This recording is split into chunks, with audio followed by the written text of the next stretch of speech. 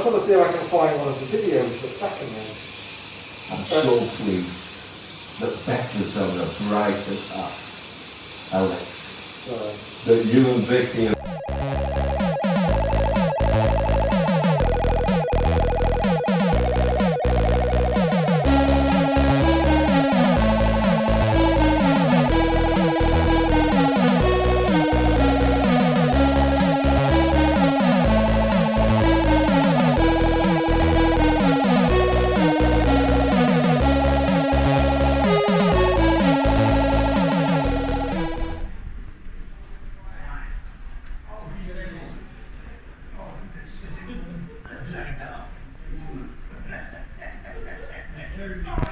Fucking hell.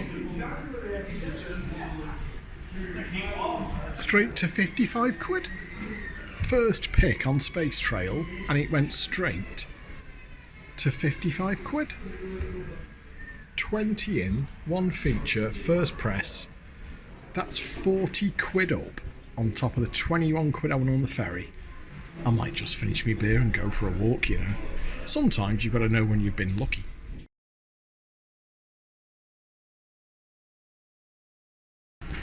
So look at this, you still get autoplay in the pub. I've just decided to have another 20. I'm playing this one here, Deal or No Deal Lightning Spins.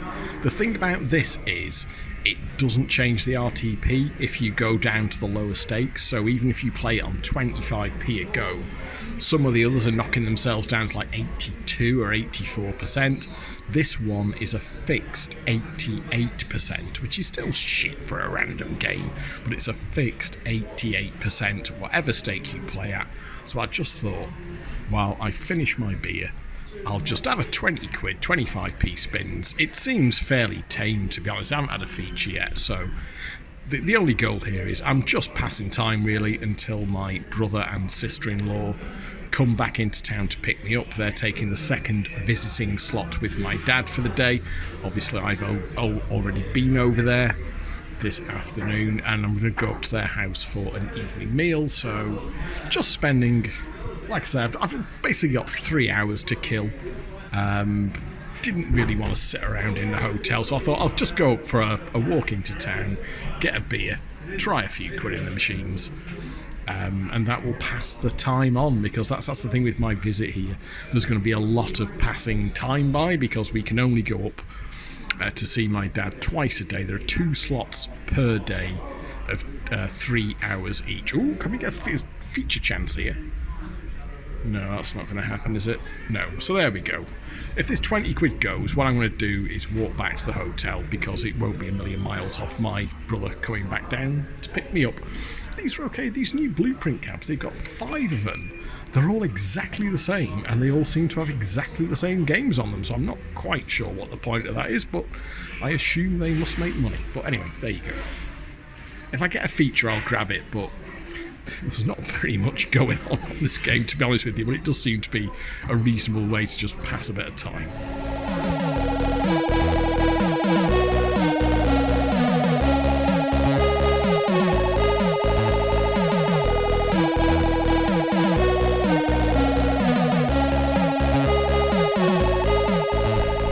Okay, so we have actually got the Deal or No Deal game, allegedly with 100 quid in there. I can do phone for quick pick, but you know what? Oh no, does that mean the 100 quid's gone? That means the 100 quid's gone. This is not going very well, is it? Oh, fuck me. Do I get an offer at any point? When do I get... Oh, okay, we've got... Crikey O'Reilly, that was shite, wasn't it? Oh, that was the worst start ever. I'm knocked out. I think Noel's going to fuck me here, isn't he? No deal, Noel. Fuck you. I'm going to hold out for the £40 box. That was... Oh, there we are. That's a bit more like it. If that £40 box goes, I'm in trouble. Oh dear, this is not looking good, is it? Sorry, I'll try and stand. Banker's offer is going to be shite. Fucking fiver. No deal. I'm holding out for that £40 box. Old beardy face isn't going to... Oh dear. He's not going to dare to take that off me, is he? Okay. The offer, no, the offer's still going to be shite, and it's going to be at £6 or something, is it? Yeah, no deal. No deal. I'm holding out. We're oh, for fuck's sake. £20 box then. We'll hold out for the £20 box. You won't see it. This is awful, isn't it? What's the offer going to be? It's going to be about £5 again, and it's really, it's control, even worse. It's controlling this down, isn't it?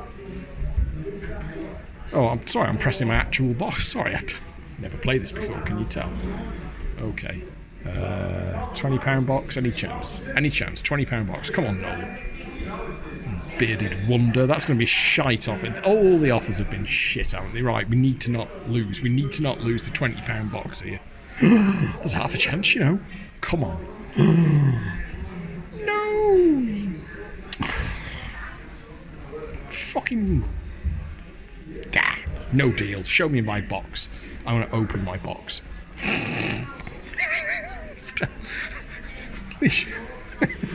One time got me money back on that spin. Still, like I say, it's doing the job. It's passing to. Look at me autoplay. You get autoplay in the pub. Not allowed it online. It's too dangerous online. But if you go to the pub, you can have autoplay at 88% RTP. Go on then. We've got it again. Shall we do the quick pick? I mean, go on. You should do. No, go on. Press phone for quick pick. How does that work? I don't understand. Oh, it doesn't. It's not actually that quick, is it? It's fucking taken the £100. I see. Right, okay. So there's no reason not to just use quick pick. It did literally just saves you clicking on the box. I get it. Was that every single elimination?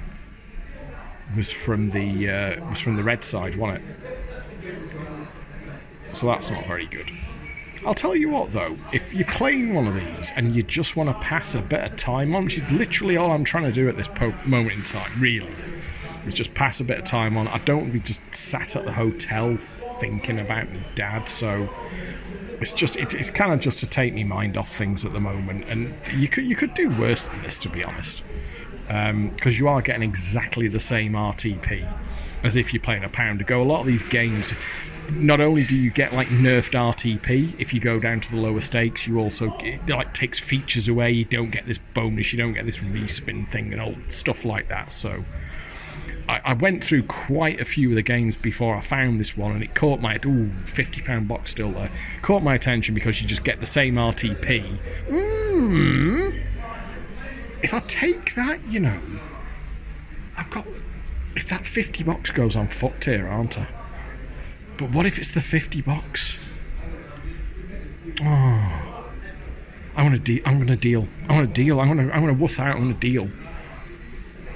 My box was £1. Good choice, Degsy. So yeah, if you are literally just after killing, there we are. If you're literally just after killing a little bit of time, this one on the blueprint cabs, you've got 5 of them here. Like I say, all the same games. There, but you know what? Fuck it. I've actually won another. Oh no, it's still on auto. You know what? I'll play this down to £20, then I will collect it, and then I'll walk back to the hotel. That'll be fine. It's done its job. It's just passed a bit of time on for me.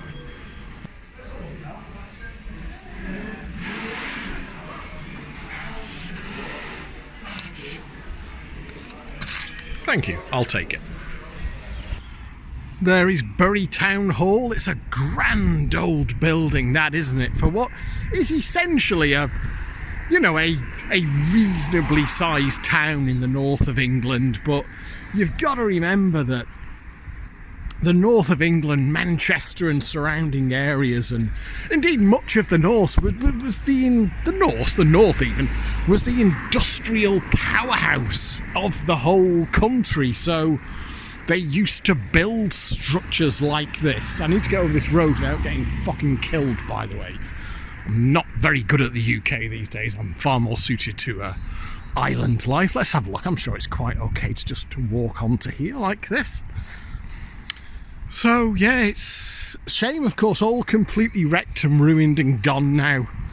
Very little left. I mean, it was absolutely in terrible decline when I was growing up here in late 70s or 80s, I suppose. Really, I was born in 1974, but the glory days of the North were long behind it even at that point, and frankly it hasn't got much better.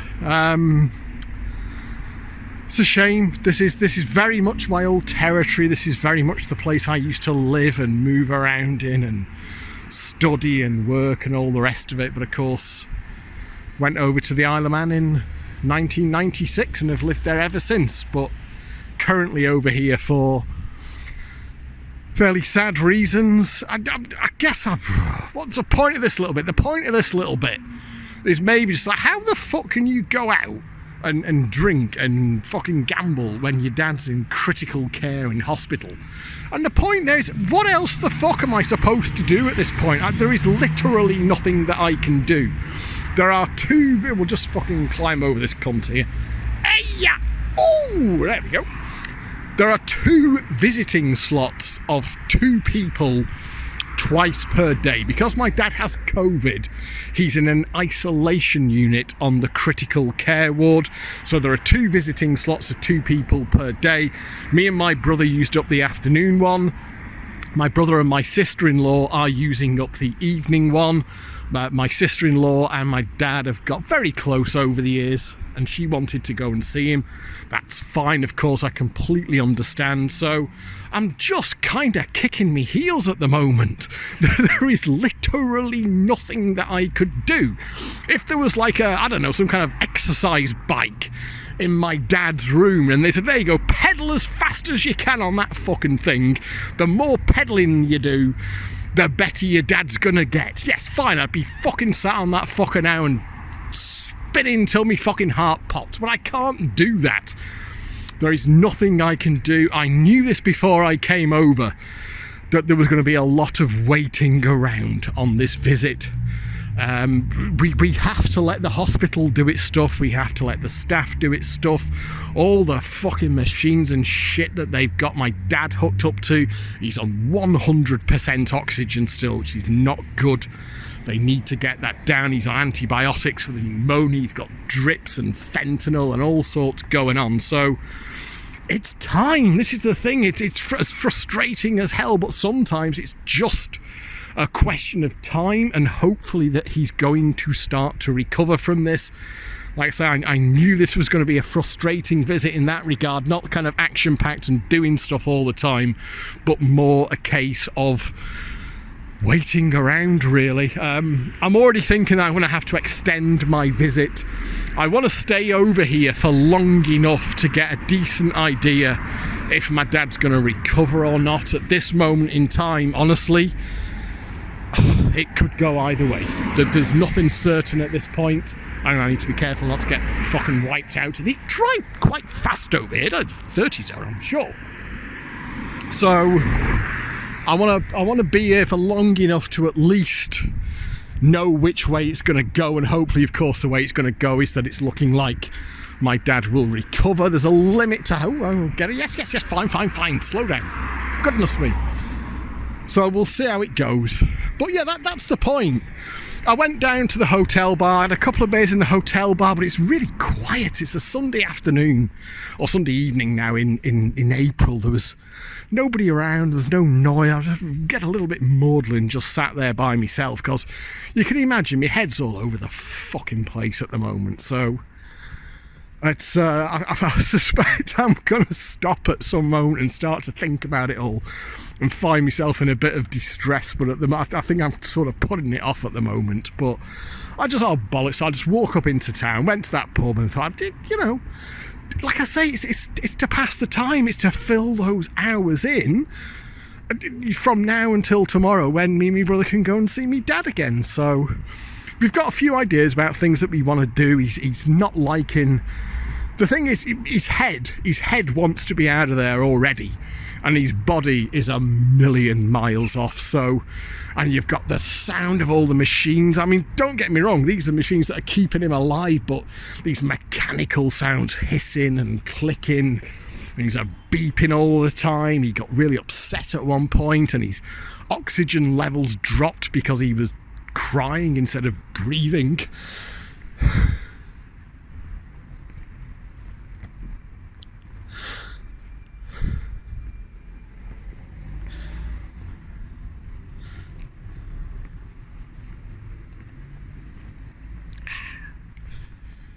So yeah, this fucking alarm goes off and red lights start flashing and all the rest of it. So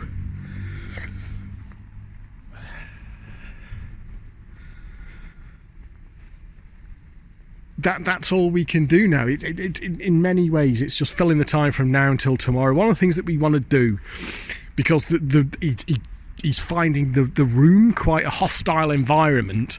Not the staff, I should hasten to add, who are absolutely brilliant. My God. The NHS is the definition of standing on the shoulders of giants. It is the people that keep that thing running. No thanks to 13 years of fucking country by the fucking Tories. But it's still going. Thanks to the people who work in it. And it's not their fault that, you know, nobody wants to be hooked up to all these machines that are beeping and clacking and hissing all the time. So we want to try and make it a little bit friendlier for him. What we're going to try and do before we go tomorrow is buy a sort of digital photo frame for him, get a load of family photos on there, get it onto some kind of like a permanent slideshow. He can just have it on the table in front of him, and he's got something, you know, wherever he is, or if he falls asleep and wakes up a bit or whatever, or he's feeling a bit down, he's got something nice to look at. I was showing him some photos of my daughter and the family and some of the things we've been up to recently. You could see he just lit up. And I was saying to my brother on the way, we've got to make that room nicer for him. He's potentially going to be there for a while. We've got to make it an environment that he's a bit more comfortable in. So the first idea, it was my brother's idea, why don't we just get one of them fucking digital photo frames, slap a load of stuff on there, get it onto a slideshow so he's got something friendly to look at, because there's a limit. Out 24 hours a day, he's only allowed visitors for like 4 or 5 hours of those. So we've got to fill... Ooh, bong. It's a grand old church, isn't it? That'll be 7 o'clock. So hopefully, my brother, Dad, I think I'm probably still about half an hour away until my brother comes and picks me up. And I'm going to go back to their house for an evening meal. So, is that a very long-winded way of saying that's why I'm in the pub having a beer playing the machine? I mean, I was playing that Don thing there on 25p spins. You know, it passed 20 minutes on. It's filling some time. I'm just going for a little walk around the old Godbury Town Centre. 1990, 91, well, 92, when I was at college here, we used to walk around. You know what? Let's go and find that arcade. I've featured it, but only on Google Street View. In a previous video, it was the 10p £4 machine videos. Let's go and find where that little arcade is. It's not an arcade anymore, but it's an arcade I spent an awful lot of time in. Right, it's an Istanbul barbershop and a Dixie chicken now. The slight problem is that the Dixie chicken has got a big bald guy in it who's kind of looking out with a really angry face, and frankly appears to me like he wants to kill someone. So I'm slightly reluctant to grab him on camera. It's all gone. I mean, it was never salubrious around here, but it's not great. But it's just round this corner here. We'll try and do a little snap of it. But basically, what was one unit, which was the arcade, it was one of the video games on the right hand side and the gams on the left hand side, is now an Istanbul Barbers and a Dixie chicken. So there you go. And we'll call it there. And there's the Knowsley. That has featured on videos on the channel before, for reasons that I won't go into too specifically here. Still looks like it's alright though, doesn't it? The pool room, is that still back there? Fuck me, we spent some hours in there back in the day. Crikey O'Reilly. The old haunts. 91, 92. Crikey. Spent some time and some money in there. The bad old days. I remember taking some fucking beatings in that place. With the benefit of hindsight, of course, in the golden era of the doable machines in a town centre Bury pub, players would have had that shit locked down to fucking... I was just the mug coming along and filling the bastards up, but there we go. Anyway, time moves on, so I'm going to walk back down to the hotel. Should not be a million miles away now from my brother coming to collect me. Those cars coming down. And then we'll go and have a nice evening meal. and that should see us on. Then it'll run me back to the hotel after that, and then that should take us into the sort of realms of bedtime. And then the job for tomorrow is to get that digital photo frame sorted out for me dad before we go up and visit him. Is he stopping there? Not very big, the roads here. I have many lanes. We don't have things like this on the Isle of Man. It's all quite scary.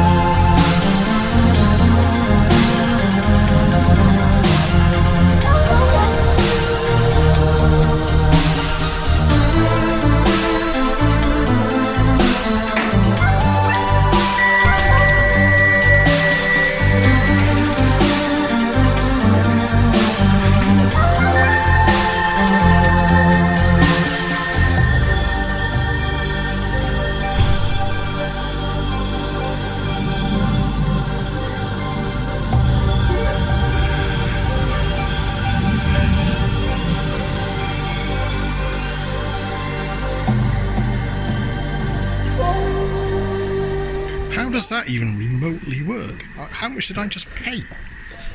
Like, I don't even... Your brother said you just tap on and tap off and it works, but you don't get a ticket? How do I get a notification to say how much that just cost me? I really don't know. So anyway, here we are in Radcliffe, my hometown. This is the town I grew up in. Let's have a walk around. Ooh, that never used to be there, that car park. Let's have a walk around and we'll do an update. Right, this path, which I probably haven't walked down since 1987 at a guess. That school I used to go to used to be called Coney Green. It's called Spring Lane School now. It still appears to be a school. I went there for my first, second and chunk of my third year, then moved down to Chelmsford for the rest of my third year, fourth year and fifth year. And back up to Manchester when I went to Bury College. I went to live with my mum for a bit towards the back end of my GCSEs. I'll follow this path. Fucking hell, them houses didn't used to be there. Wonder if it still goes to the canal. Anyway, let's have an update. The update is not good. My brother and sister-in-law had the visit with my dad as planned. They said he'd kind of been the same as when me and my brother had been there. He was still on 100% oxygen. Nothing was getting any better. But they came and picked me up from the hotel, as had been intended. We went back to their house where my sister-in-law, who is a fantastic cook, had made a remarkably lovely meal. It's like a roast dinner, but with sausages instead of like a beef or lamb. Everyone had said they wanted sausages, so there was really, really nice sausages, but like a roast dinner with sausages and gravy and all the rest of it. It was absolutely lovely. Then my brother ran me back to the hotel. Stayed for a bit. Brother ran me back to the hotel. I got back to the hotel about 10ish. And I was kind of shagged because I'd been up since, 5:15 in the morning. So I went to bed. I was kind of dropping off. And then at 11:30, the phone rang and it was my brother. And he said, look, we've just had the hospital on. Dad's just had a really bad turn. His condition has got a lot worse. And they want to intubate him. They said they've talked to him at the hospital, they've explained his situation and he's agreed to it. Obviously, if it's a mechanical ventilation, but obviously to do that, they basically need to knock you out. They need to anaesthetise you because it's incredibly unpleasant. They can't do it when a person's conscious. and they have to then keep you essentially unconscious. I don't know if it's what you'd call a medically induced coma or what. I don't know what the technical term is, but essentially they were going to use anaesthetic to knock him out and then intubate him and then mechanically ventilate him. That was what they needed to do. So what they said is, look, if you want to come and see him, if you want to come and talk to him, now is the time to do it, because obviously once we do that, he won't be able to speak to you, he won't be able to communicate, and there's always the risk that you don't wake up. I mean, I'd already been talking about that with my brother and sister-in-law. Said, look, we don't want Dad to end up intubated because you're in a bad spot then. We need it to be going the other way. We need his oxygen levels to be getting up, and we don't want it to end up at intubation. I'm reasonably familiar with the path of COVID and how these things work. I kind of kept myself up to date with it over the last few years, so I already had a pretty good idea in my head of what a good path was and what a bad path was. There it is, this canal. We used to play on this canal. We used to play on this canal when it was frozen. It got bouncing around. I remember one of my mates fucking went through it there one day. But yeah, we can go up there as well, over that bridge, and that'll take me back around to the back of the old estates where I lived. But a little ducky there. So we said, okay, you know, there's like, we'll just, you know, give us sort of 30-40 minutes, we'll be there, because they wanted to get it done. We said, okay, we'll wait for you, we'll give you some time to get here. So my brother and sister-in-law came and picked me up from the hotel. We got off to the hospital, the Bolton, whatever, I've forgotten the name of it as well. It's the main hospital in Bolton. Up to critical care, masked up, because my dad's got COVID as well. In to see him, and there was a nurse in there with him called Anita who'd been comforting him. He'd had a really bad turn, some kind of great distress, and they'd had to put more tubes in him. The pain relief wasn't working, his oxygen was poor, and and as we started talking to him, he said it's just indescribable agony. I said, I've just never known pain in my life, I've never known anything like it. And he was just exhausted. You could see his body had nothing left to give.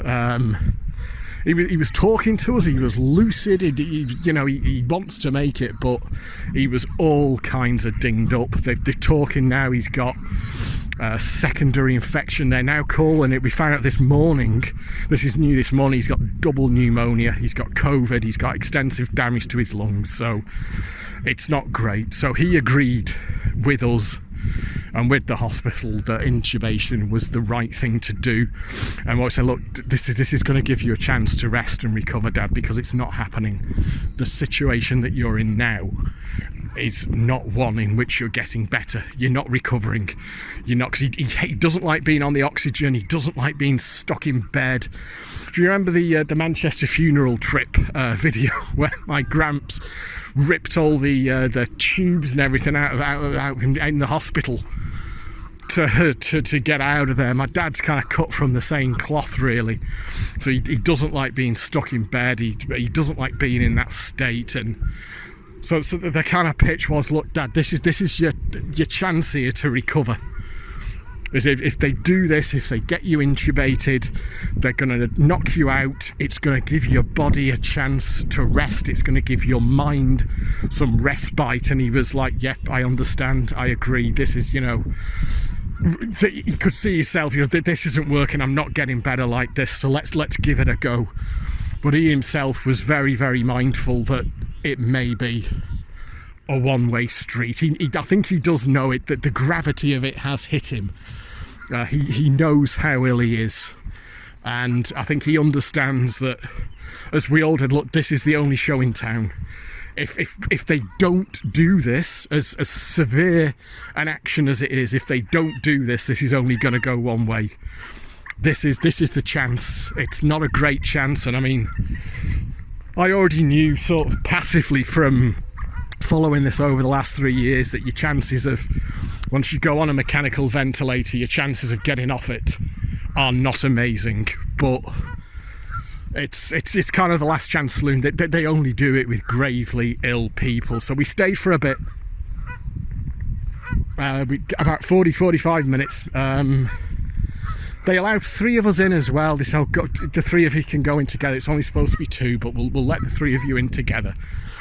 And we talked to him for a while, and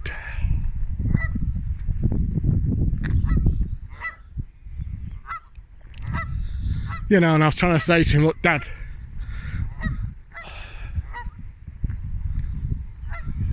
you know, this is not the end of this story.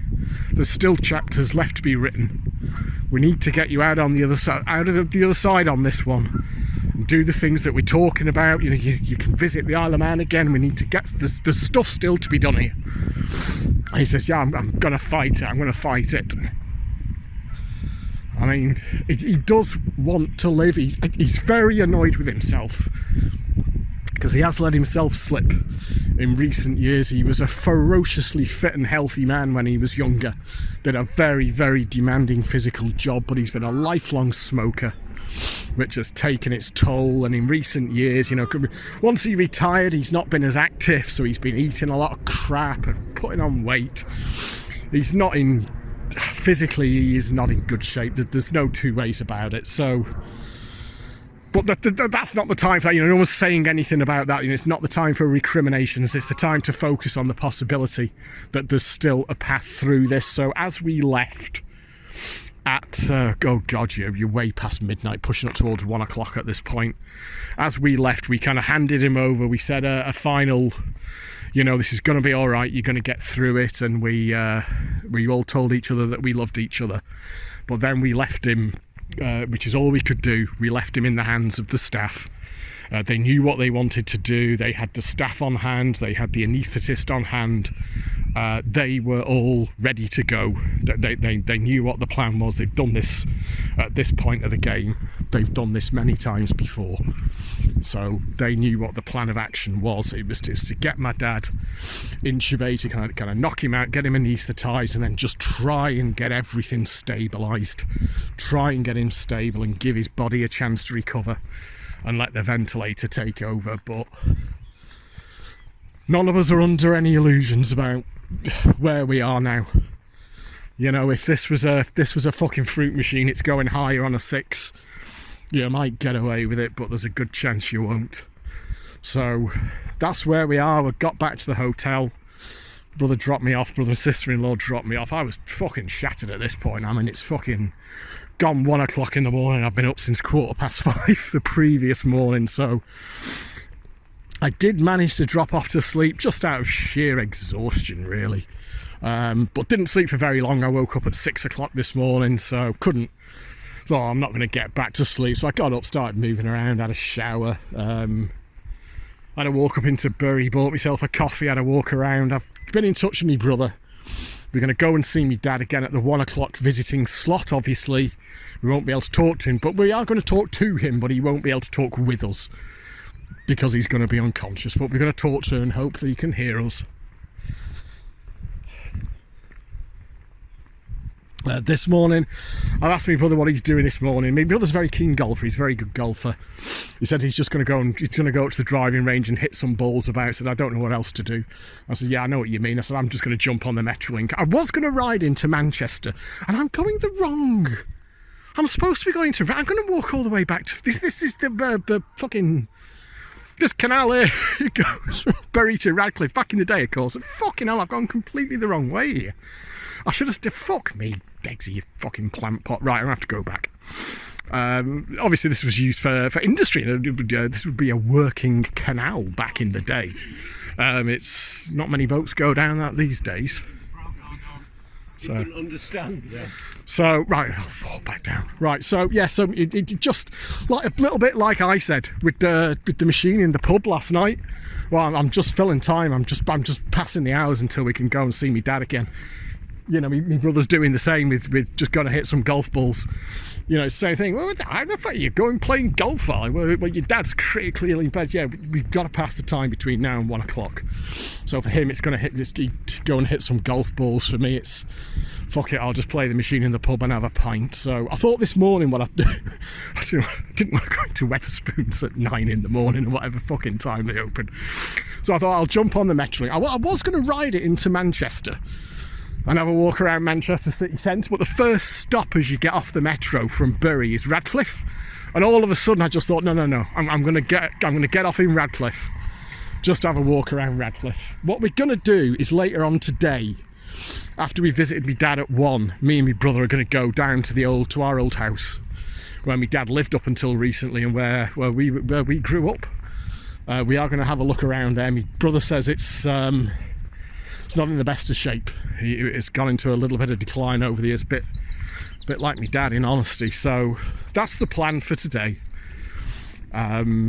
They spoke to the hospital this morning. They're going to do the sort of doctor or the doctor on who does the actual plans, if you will. He's going to see me dad at 9:30 and come up with a plan of attack. But they're fighting against double pneumonia, infection, COVID, lung damage. They think he had COPD as well. So there's a lot going on there. And what they've said is, when they spoke to the hospital this morning, said, look, the ventilator is doing a lot of work here. So it's absolutely the ventilator that is keeping him alive. And if you know anything about this, you'll know that being on a ventilator is a mechanical ventilator. It's a very bad spot to be in to start with, and you don't want to be on one for too long. Once you've been on one for a certain amount of time, it's honestly, you're not really coming off it. So there we are. I'm just going to walk up in. I might do a little couple of clips up in Radcliffe. Maybe a couple of the old pubs we used to go. I know a lot of them aren't pubs anymore. All those houses were there. I remember that farmhouse up there. None of them houses were there back in the 80s, but we all used to play down there and play in this area here. You play down on the canal. It was just a thing, you go down and play. Well, I say when it was frozen, we'd all be jumping around on it and seeing who would go on the thinnest ice, and to see, daring each other. Till one day, of course, one of my mates went straight through. I think I went through it once as well. I mean, we all survived, but a bit daft with the benefit of hindsight. So there you go. That's the update from last night. We're in a worse spot. We are in a worse spot than we were yesterday. The only thing I'm grateful for at this point is that I came over when I did. If I hadn't have been on the first ferry off the island yesterday and got over and my brother picked me up, if I'd have got over today, then I wouldn't have been able to talk to me dad. But I had 2 chances to talk to him yesterday, actually speak to him. Because when I go to him today, I can speak to him, but I can't speak with him.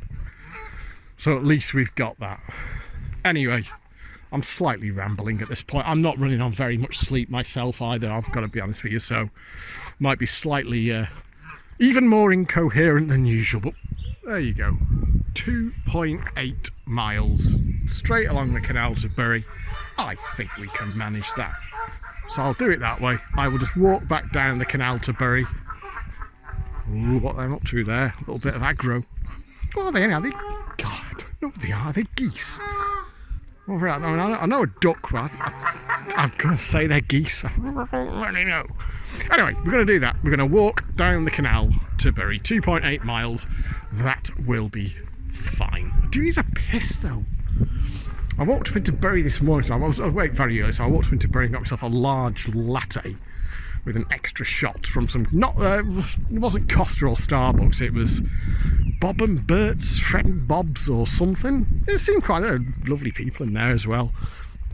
I got myself a large latte, but that kind of needs to make a reappearance at this point, and I'm not quite sure where I could sneak up there. Just, you don't get caught for indecent exposure, but I've got to walk 3 miles here and I could do with a piss. We'll see how that one goes. Right, there we go. Problem solved. I won't tell anyone if you don't. And now we can enjoy the walk. This is not pleasant walking when you really need a piss. I say tick-tock, tick-tock, fill in time. Fill in time till we can go and see me dad. Oh, just a little bit of fruit machine reportage, because I had a walk around Bury yesterday evening. I think I had a total of 4 beers in like several hours, so obviously I didn't want to get even remotely lashed, so I just had a walk around the town centre as well. Every pub I looked in had digital units. I didn't see a single fruit machine. I had another walk around Bury this morning in daylight, just looking through the windows like a weirdo, looking for fruit machines. And again, same thing. I cannot see in any pub in Bury that I have scoped out the machines. I cannot see. Okay. I cannot see any traditional fruit machines. They are all digi units. I know some of them have got pub fruits on them, or they can have pub fruits on them. The ones that I looked at in Wetherspoons last night, none of them had pub fruits on them. They were all randoms, although a couple of them said that they were compensated. So they weren't like pub fruits, they looked like random games. But they were, actually, if you looked at the rules, it said this game is compensated and may be influenced by previous play. There was like a King Kong banana-y type one that said it was compensated. I'm not quite sure how that works. It looked like a random game, but the point being that I cannot say, I've not seen, every pub I've walked past in Bury, I've had a look through the windows and tried to scope out the machines, and it is all, you know, kind of those double screen digital units. I've got to say, you have far nicer, shinier ones than we do on the Isle of Man. We've got a load of knackered old shit in the main on the island, but they're all lovely and shiny. And, you know, I mean, the one that I played in the Wetherspoons yesterday, you can tell that the hardware is like several generations better, because I was playing like the Worms game, and you know when you get the space trail bonus and the worm comes up and there's all the clouds of green gas on the screen, the ones on the Isle of Man absolutely drop on their arse when they have to do that. You can see it in that previous video, the rowing a £500 jackpot machine in the pub. The animations on that are running at like 3 frames a second compared to the ones on the one that they had in the Wetherspoons here, which is super silky smooth. But yeah, I mean, it's all Swizzy screen-based units. They're not all blueprints. There do seem to be several different designs of cabs out there, but the common theme is I haven't seen a single traditional reel-based fruit machine. There's probably more on the bloody ferry coming over of old-fashioned fruit machines than there is in Bury. There's probably more ferries on. Certainly, I think there's more proper fruit machines on the ferry than there is on the entire Isle of Man. But possibly more than there is in Bury as well, come to that. So I did say this, I don't want to do an I told you so, but I am. I did predict this. There's a video early on the old channel where I confidently predicted that these digi units and primarily the randoms were going to kill the fruit machine. It happened on the Isle of Man, and as far as I can see now, it's happened in the UK. I did predict that would happen. Well, I say predict, I was just using that, maybe a bit of a strong word. I was using the evidence of my own eyes from the Isle of Man, that people just seem to prefer these to the absolutely fucked on their arses AWPs, which was absolutely the norm, particularly brutal in the 70 and £100. Look, there's Metrolink there, see? The Metrolink's going to beat me, but I think I can comfortably walk this. So, yeah, I think it was kind of inevitable that it was going to go this way. I'm slightly sad, to be honest, because I did actually quite enjoy playing that Don Turbo. Was it? No, whatever. I think it was Don Turbo. I've forgotten already. But that one that I played on the ferry, I actually quite enjoyed it. Oh, another Metrolink going to the way. Actually found it quite enjoyable. I mean, when a fruit machine is not on its fucking arse, you know, like on a deal or no deal fruit machine where you actually get a chance to play the game, they can be reasonably entertaining. But I mean, we've had this conversation over at Desert Island Fruits where we'd just love it if you know, you could still play, and opinions vary on what the sweet spot would be.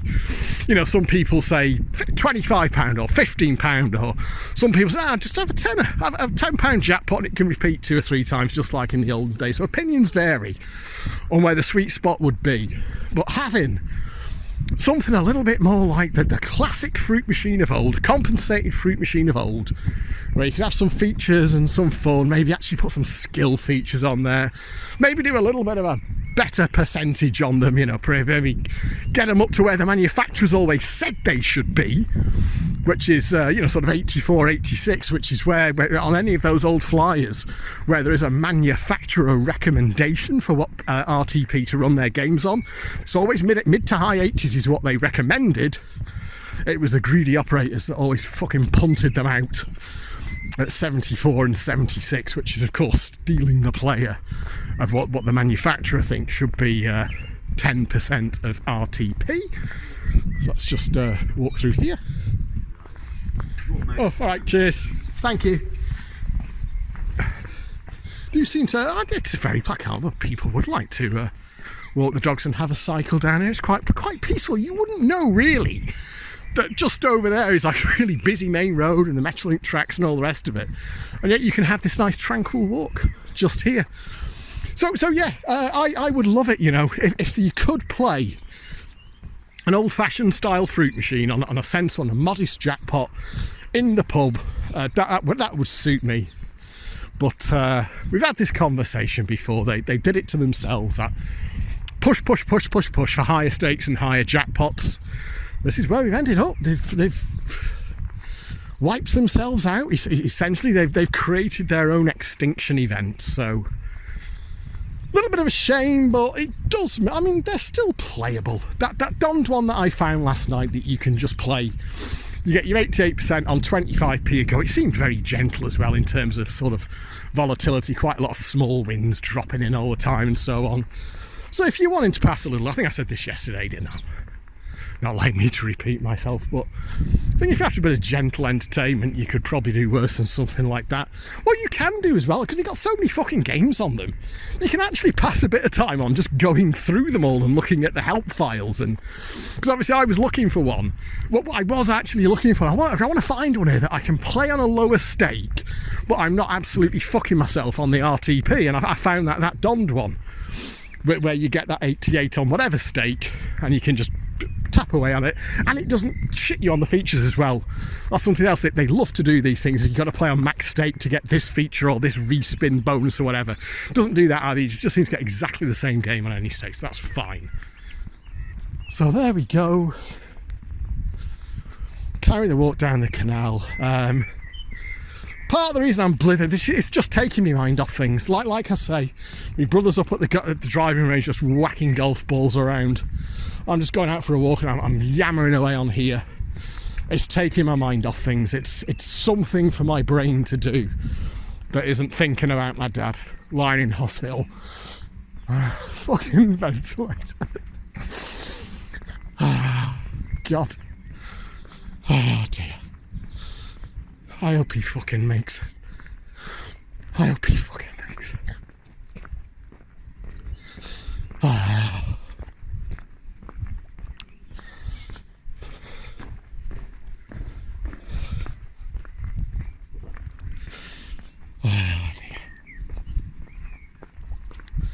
I'm not a religious person, I've got to be honest, and I never have been. But I'll tell you what, big guy, if you're up there,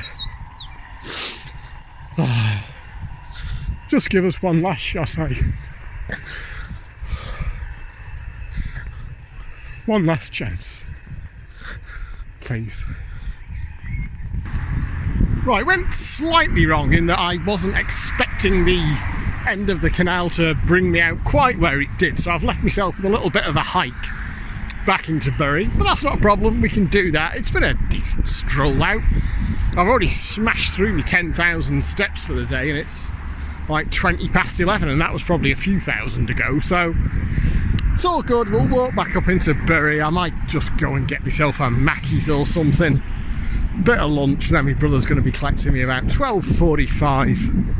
Then it will be off to the hospital, but obviously I've got to eat something, so see what's going on at Mac. I don't think there's a Burger King in Bury anymore. I do like a Burger King when I'm across, because we haven't got one on the island, but there used to be one in the centre of Bury. It's not there anymore, and I don't know if there is one. Certainly within walking distance, but I can go for a Mackey's as well, that'll do. Right, so just a brief update, because my brother's on his way at the moment with my mum. We basically did as planned yesterday. Where did I leave it? I was just going up into town to get something to eat, wasn't it? So I got a Mackey's thought I'd try the chicken Big Mac thing, so I missed it the last time it was on special, kind of on the Isle of Man. Short version, just get a normal Big Mac. It was all right, but I don't think it being chicken instead of beef really added to it. So after that, my brother picked me up and we went out to the hospital. We already knew what to expect. And yeah, Dad was intubated, he was unconscious, mechanical ventilation, all kind of machines and drips and tubes coming out of him, cocktail of drugs being pumped in to fight the infection, keep him alive and all the rest of it. He was paralysed as well, which I know sounds very sinister, but it did explain it. It's absolutely common practice that they do that so that there are no involuntary muscle spasms or anything like that, because they want him still, they don't want anything getting dislodged. So he was peaceful, I guess is the best thing you could say, but he was completely unconscious. We couldn't talk with him. I talked to him, I had some time alone with him, spoke to him for about half an hour. My sister-in-law spent some time alone with him. I think my brother's, I mean, we're all finding it very, very difficult. I think my brother's finding the condition that he's in now very, very hard, because you can't talk to him. You can talk to him, but you can't talk with him. I mean, the night before when we saw him, when he'd had that really bad episode, and it was obvious that, you know, that they were going to have to do something. They couldn't leave him like that. But for my brother, I think it's, well, at least he was still there. You could still talk to him. So it wasn't great. It was kind of, you know, we were mentally prepared. We knew what state he was going to be in, but it still wasn't great. After that, we came back down into Bury. Me and my brother had kind of had it. I think we both, like, I was invited round to their house for tea, but I'd said to Carl, I said, I think, Carl, I'm just going to have a quiet one this evening. Just drop us back off at the hotel, please. I'm going to take some time to myself. He said, yeah, I feel the same. I'm not feeling very sociable. You know, nothing personal in it. Just, you know, no, we just need a bit of quiet time. So there's the hotel, by the way. That's the Premier Inn. It's really nice. I mean, it's not posh. It's a Premier Inn, but the staff are fantastic. The staff are lovely. And, you know, it's clean, it's pleasant, it's quite noisy out here, and the Metrolink is just down there, as you saw, but the rooms are really well insulated. With the windows shut, you can't. In fact, I'll just show you. My room is, I'm up 501 I'm in, which is, I can't take too long here because my brother's going to be arriving momentarily with my mum. My mum has come up from Wales, and my mum and dad split up when I was 4. It wasn't great at the time, but in recent years they have had a sort of rapprochement. That's me, right at the top there, that one there. So it is, if you open the windows you can hear the Metrolink, but with the windows shut you can't hear it at all. So yeah, my mum and dad have had a kind of, I think my dad apologised to her for past behaviours, she kind of forgave him, and they've been on reasonable terms now for years. So my mum's come up, I think she wants to go to the hospital and see my dad, and obviously she wants to see us as well and comfort us, so that's the idea. So my brother's coming in the car now with my mum, and we're going to go down to the old house in Radcliffe, and we're just going to have a look around. I want to have a look around there, just for old time's sake. My brother has warned me that it's kind of declined a bit over the years. Hasn't really been looked after, so I'm ready for that. And it was never a posh, I mean, it was 2 up, 2 down terrace, but apparently it's in a bit of a state. So what did I do yesterday evening? Once my brother dropped me off, I walked into Bury, went to that Wetherspoons again, had a couple of beers. Did I have 2 or 3? I think it was 2. 2 pints of Stella. £3.6 for a pint of Stella. That's not bad, is it? I had 2 in the Wetherspoons, just played them. I played that Dond one again on 25p. 88%, 25p. If you just want to pass a bit of time, that's the one. It seems very low variance as well. I ended up winning a little bit on it. I had a look around the other machines. They've got 5 blueprint cabs, so they've all got the same fucking games on them pretty much. So after that I went up to the Robert Peel, pub called the Robert Peel. Yeah, I just got accosted by somebody very aggressively asking for a lighter. I thought he was about to try and mug me and grab my phone or something, but anyway, there we go. He was after a lighter. I don't have a lighter, so I said, very sorry mate, I haven't got one. Anyway, yeah, went to the Robert Peel, They had 4 digis in there. They had 5 in the Wetherspoons. They had 4 in the Robert Peel. They did at least have some non-blueprint cabs, which had some different games on them. Same kind of dog shit percentages, and they go down if you lower your stake. I found one that was, I think was it 86 or 88 even on 25p a go. So I played 20 through that, and I managed to gamble a win up to 32 quid. It was like a double or nothing, and I bottled it at 32 quid. Collected the 32 quid, won a bit on that. I then just put a bit through that, the same bloody Donned game on the blueprint cab. Somehow I just keep, I'm 90 quid up. I had to count up when I got back to the hotel. I'm currently running, including the win on the ferry, I'm currently running 90 quid up somehow. I don't know how you manage that on mostly random games with a 10 to 12% house edge, but there you go. Like I say, it was just passing time on.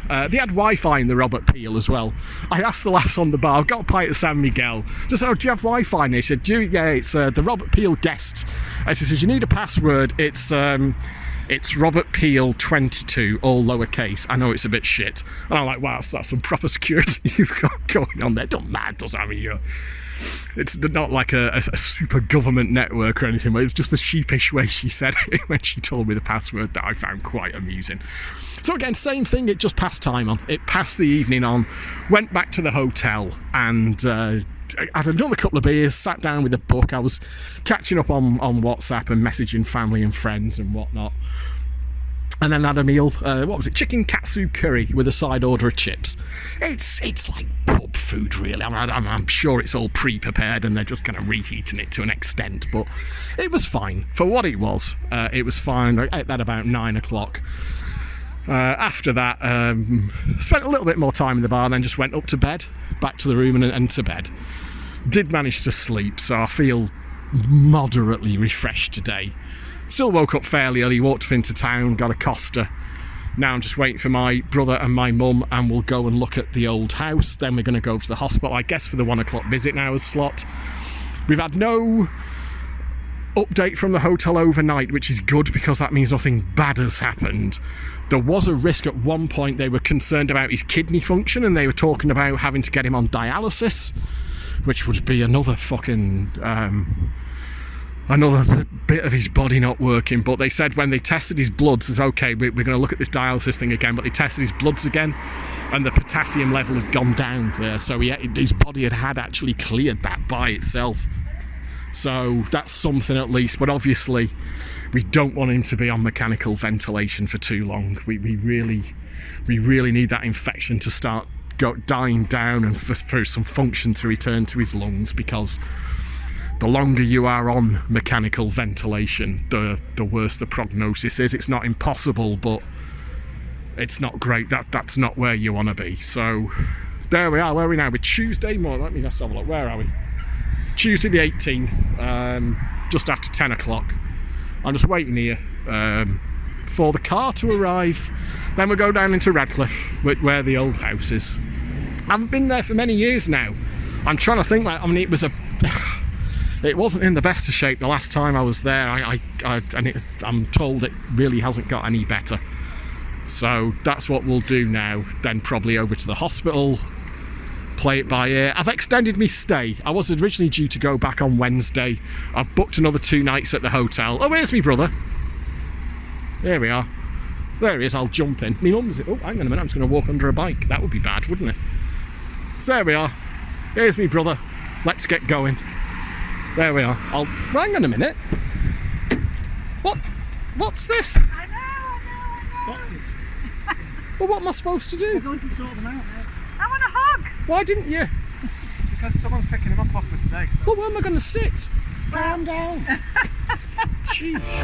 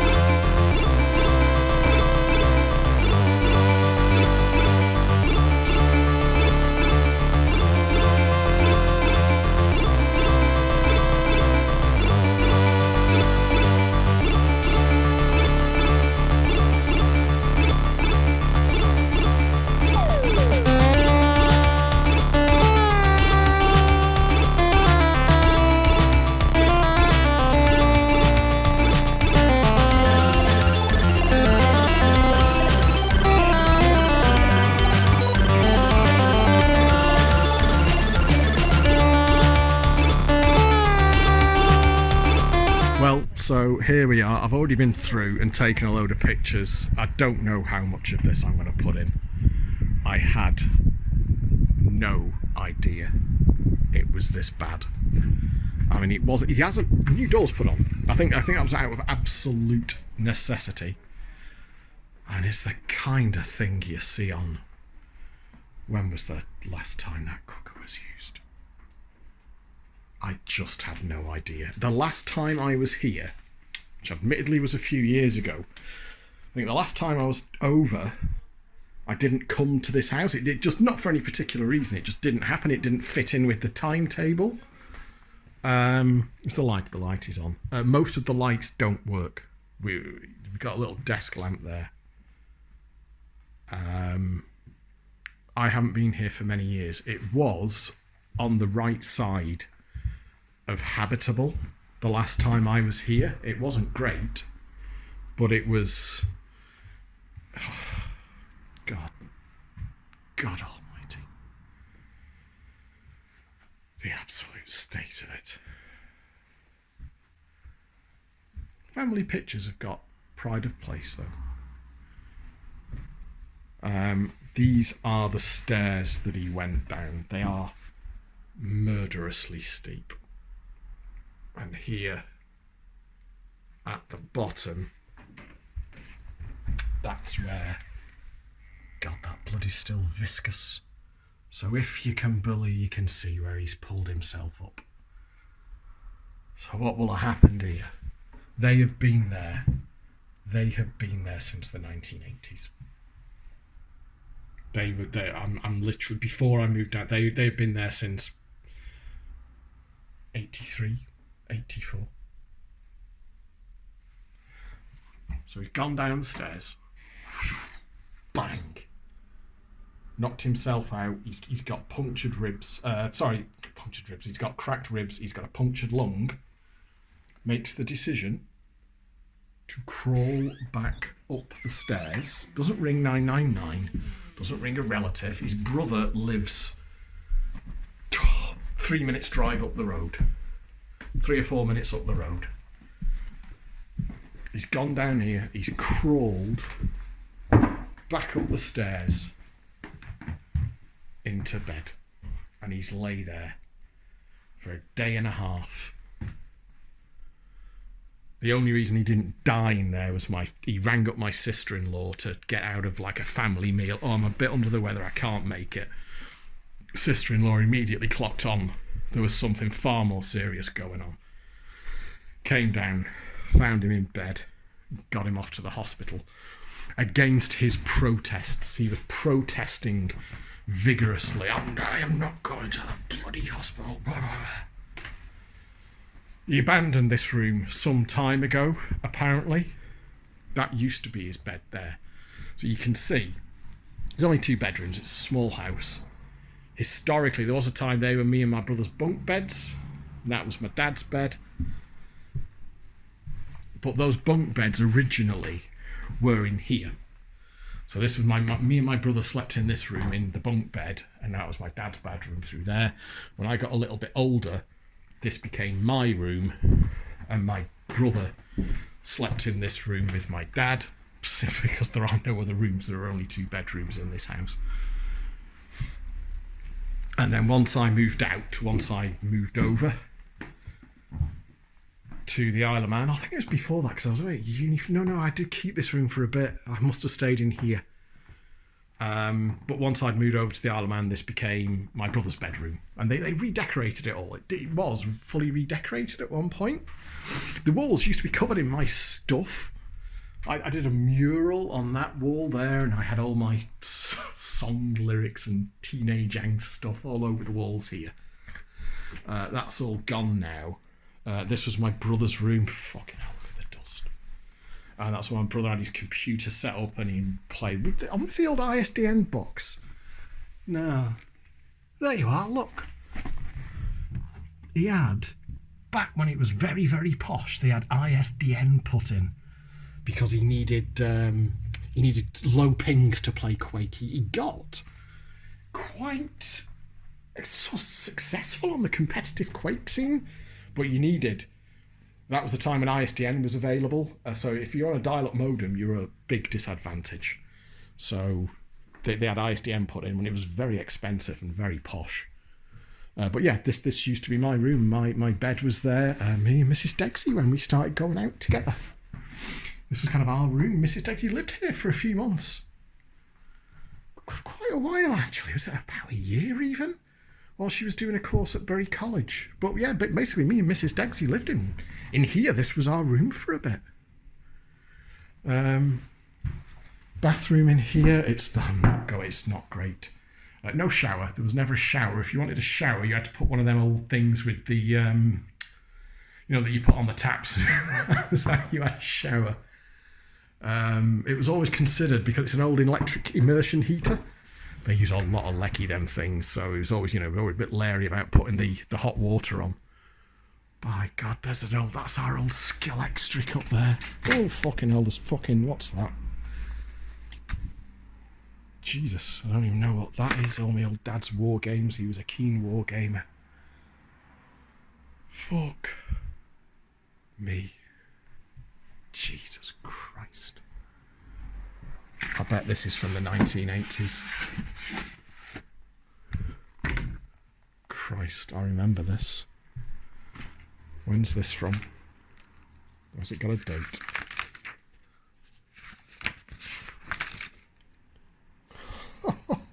Oh, 1973. Fucking me. Oh, Jesus. Fucking hell. Oh, my Christ. I didn't know. It had got this bad. God, it's old. Fuck me. Fuck me. I mean, obvious, what my stuff, there's something there. I don't know what that is. Computer and video games. November 1987.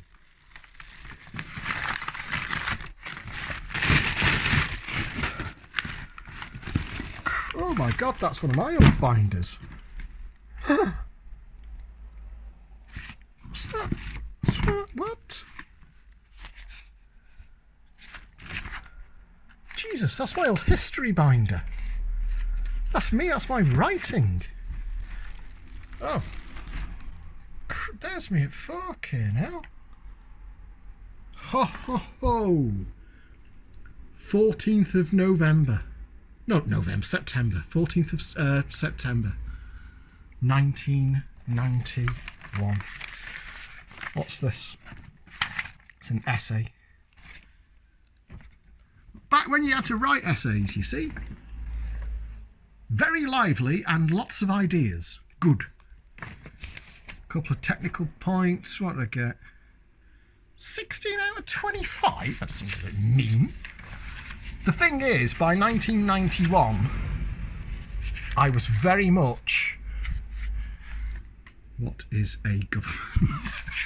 By 1991, I was very much in the space of, I'm going to take this, fruit machines. That would have been my second year, you see. I'm going to take this. That would have been my second year, 91. By the start of my second year, that fucking it's a bit fucking dusty. I'm going to take it. Christ. I was very much into the fruit machines. Studies were a second... It's a bit dusty, like, but studies were to a very, very, very distant second place. I still actually managed to get good A-levels. I got an A, 2 Bs and a C. I should have been straight A's, really. The fruit machines. Fuck me. What's this one? University of Lancaster? Christ on a bike. Very... That's very... 7/10/93? That must be when I was in... I wasn't in that. That must be from when I'd come back down to Manchester and did a couple of years at Manchester. Christ. 21/4/94. That was the month before me and Mrs. Deggsy started going out together. So yeah, that's a Lancaster University binder, but that's stuff from Manchester. Because Lancaster University was definitely 92. Oh my Christ. Fuck. It doesn't matter, my dad's never coming back here. Whatever happens. That's a conversation we've already had. This place is getting fucking condemned. What's this? That's me as well. Look at that. 19th century Manchester. That's my writing. 3rd of March, 95. Actually thought we had to fill in to get you. I'd almost like to have a look through here. I might. You know what? I might come back. Because what we've said, we're kind of still working out, but obviously my dad, if he gets out of hospital, cannot come back here. It's not fit for human habitation. So the house is just going to have to be cleared. The practicalities of exactly... Oh, Jesus. When's this from? Maniac Mansion. The cover's gone off this one. Amiga. That's an Amiga game now. When's this one? Oh, did it say what year? There we are. That's the circulation from... So this will be presumably December 1987. Crikey. Oh. I'll have a chat with my brother. I'd almost like to go through... We're just going to have to clear the whole place. I mean, obviously, the whole place is just going to have to be cleared and then sold. There is no room, no world rather, where my dad comes back here. It's the practicalities now. My brother's already said he can convert some of his house to an area for my dad to live in. Obviously, that's going to cost. So this house is going to have to go to pay for that. But, oh my God. Oh, fuck me. Druxidar. Diskettes, anyone? Yo! What are you doing? Oh, look! What is it? Careful you don't fall down the... What is it? It's one of my old binders. My You old... need to keep just going to close that. Why? Because you don't want people seeing it at the house, don't you? I think this is a pretty burglary-proof household, Colin. No, it's not. You can get through there. Yeah, no, what I mean is anyone who was in here would try and break out. Yeah, the squatters wouldn't. Next door was empty for 15 years, I remember, and had squatters in it and stuff. So. There's a world, Col, where I might actually want to come back and rummage through everything. No, yeah, well, we're going to have to do that, aren't we? Well, like Mum says, I think it's for the skip really. But this has got a look at the year in this.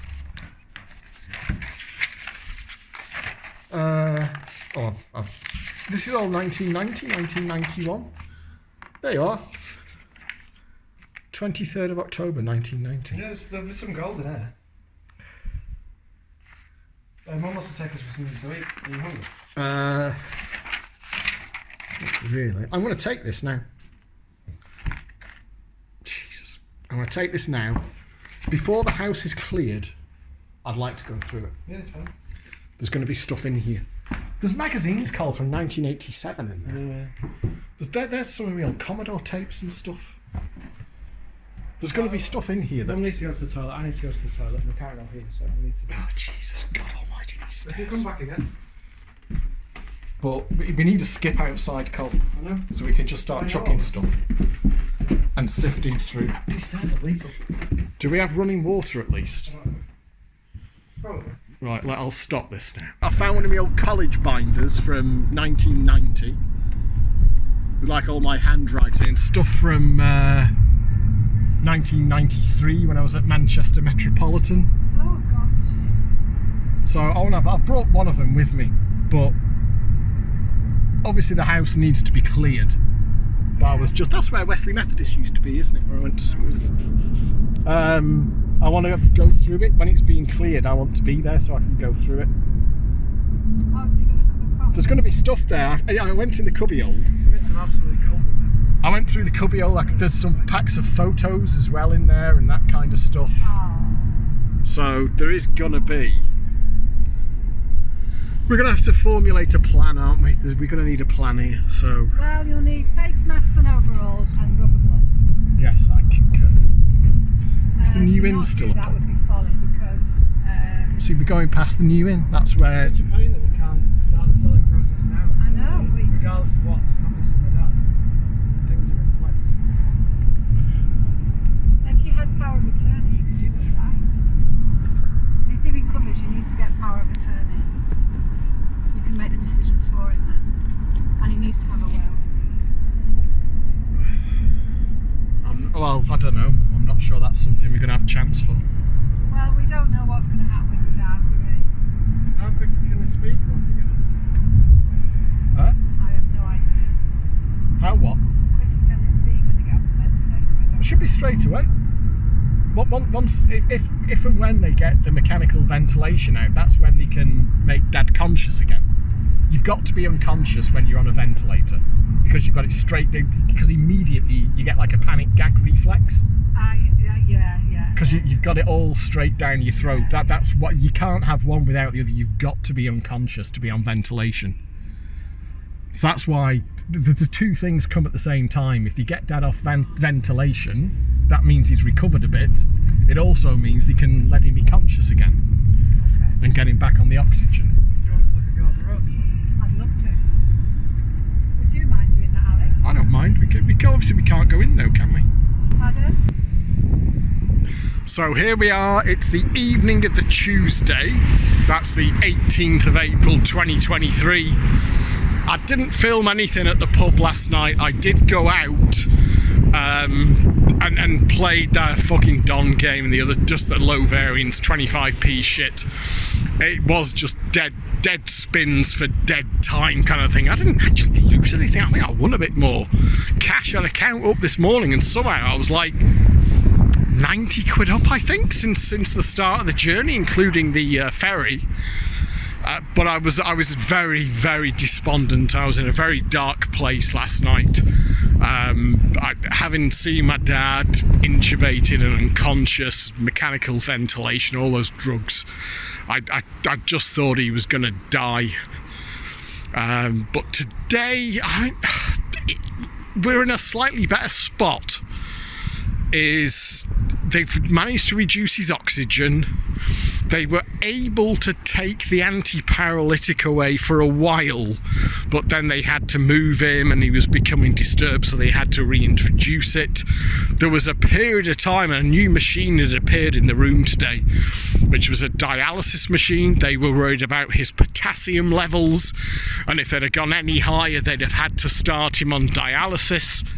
But his body actually sorted that out by itself, and they up to at this point in time, they haven't had to do dialysis. That was a risk. That was something they thought might happen. So we're all taking it as a sign that his body is, it's working. It's trying to do stuff. It's trying to fight shit off. And his oxygen, like I say, has been reduced, but he's still on mechanical ventilation. What they have said is that they've seen signs that his lungs are trying to breathe, they're trying to work. They're not up to the job yet, but when I was in there today, we've all taken, because he's got COVID, we can only go in 2 at a time. There's only 2 visiting slots a day. You've got to understand it's critical care, really high intensity care. They don't, I completely get it. They don't want people in and out and milling around all the time and the rest of it. They've got to get on with what they need to do. So I'm completely fine with that, and I 100% understand it. Does mean that we've only got the 2 slots per day. There's lots of family members who are sharing those slots.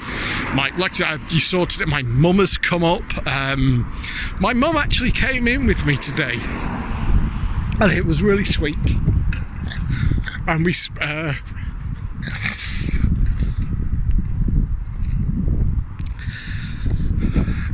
it wasn't a great divorce. It was a pretty fucking messy divorce.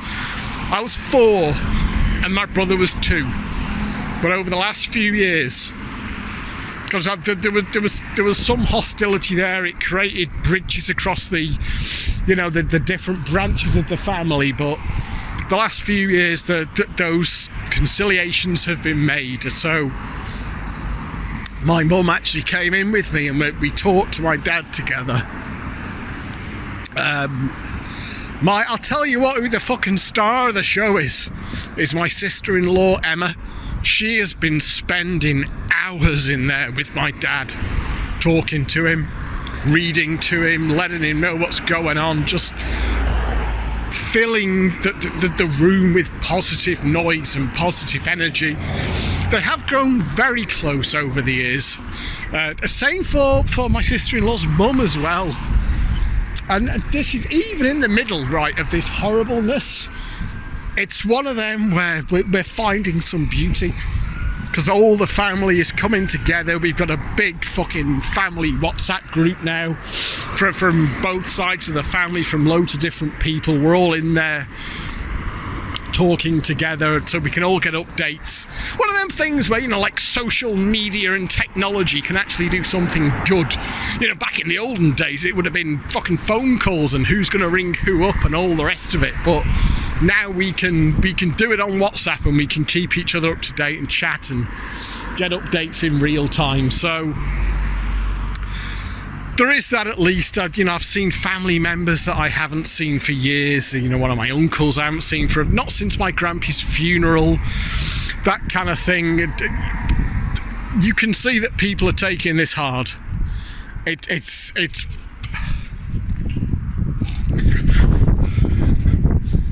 I mean, honestly, it's battering the fuck out of us, but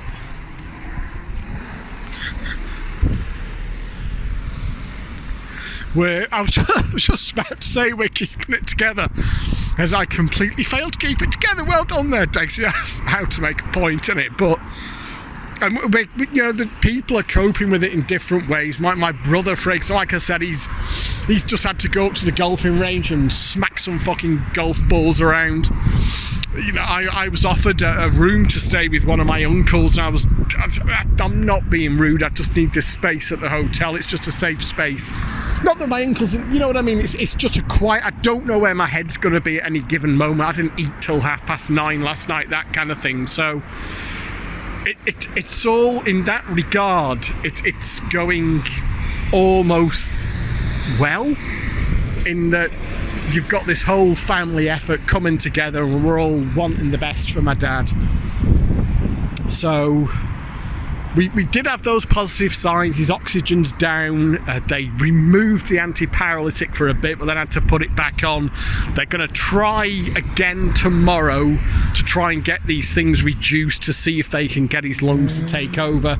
Can I get over here? These roads in the fucking UK are quite scary. There we go. The other thing as well because of course earlier today I recorded the footage of the house and the state of the house, and I was slightly, let me get this right, not kind of a hostile or challenging or kind of blaming or anything like that with my brother, but how the fuck did it get like this?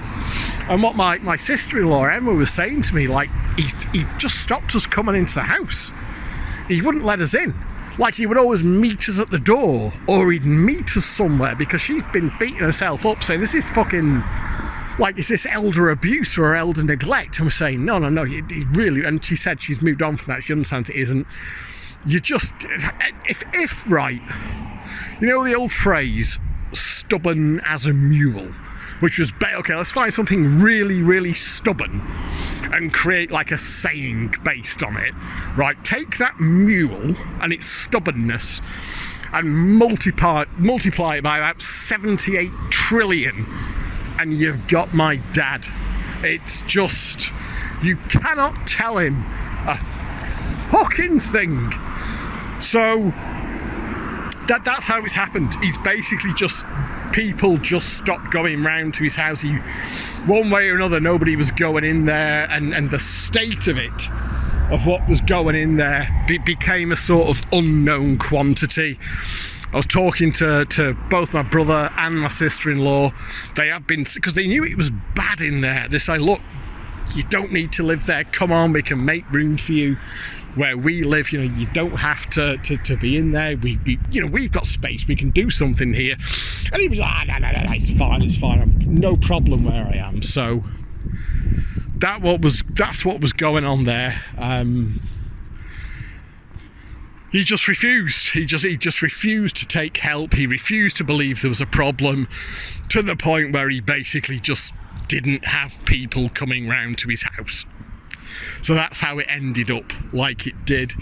There was an awareness it was not great in there, but I think they were not as cognitive. I mean, bearing in mind, this is a full-grown man, so it's not like, you know, and he's got all his marbles, he's got all his faculties, he's completely there. So it's not like, you know, this is somebody who needed to be cared for or anything like that. That was just how he'd let it go and how he'd let it slide. So I was slightly shocked, I've got to be honest. So where are we? We visited again today. I talked to my dad. Me and my mum stayed in there for a bit together, and we both talked to him. Then I asked my mum for a little bit of quiet time, and I spent a few more minutes talking to him. I filled in the little diary, the critical care diary that they have in there. And the other family members, like I say, there's many family members from both sides of the families have been using up those visitor slots. Our next slot will be, what we're going to do, the afternoon slot will be taken tomorrow. Me and my brother are going to go up there for the evening slot. So that's the next time I'm going to be able to see me dad. 6 o'clock, from about 6 o'clock tomorrow evenings, we'll be able to go up. So we're hoping that there will be good news before then, and we're hoping, of course, for another stable night. That's about it. He's still alive. He's being kept alive by a ventilator, but tentatively the signs are going in what we hope are the right direction. It looks like things are going in the right direction, because obviously what you need to do as soon as possible is get him off mechanical ventilation. That's not where you want to be for too long. I've just been back into Bury. My brother, it's a bit windy. I'm going to turn around because that wind noise is going to be shite. I've been back into Bury. I've been to the Wetherspoons again, and there's a pub called the Robert Peel, which is really nice as well. I didn't film anything last night because my head was just not even remotely in it. It was quite busy in Wetherspoons today as well, so I didn't particularly want to grab my phone in there either. And in the Robert Peel, you know what, I think I can walk down here. In fact, fuck it, I can actually walk down here and get back up the other way, so we'll do that. I don't want the wind blowing into the phone. Went into the Robert Peel. I've been in there last night as well. They've got these, fuck me, they're fancy. I mean, these fuckers must make money, because these must not be cheap things to make. These massive curved touchscreens on them. Taller than me, these cabinets are, by quite some distance. Well, I'm not massively, I'm like 5'11", but these things tower above me. And yeah, they're just usual selection. I say usual, they're not the blueprint gabs. They've got a different selection of games on them, but the usual kind of stuff. You've got your Gems game and your Leprechaun game and your fucking Genie's Lamp game and all that shit. I say shit, I mean, that's just the themes, isn't it? That's how they go. So I was doing all right. I was kind of holding my own, and then this one called Juicy Fruits. I will see if there are any screenshots or anything like that. The sensible spot on that seemed to be 50p a go, because on 50p a go, you got these full unlocking reel things, and you also got some. It was a little bump the percentage a bit, and you got the full reels thing. And it's got this, it's a little bit like the fizz on Worms, where you can get a juicy spin. It can do a tease, and then you either get a juicy spin or you don't.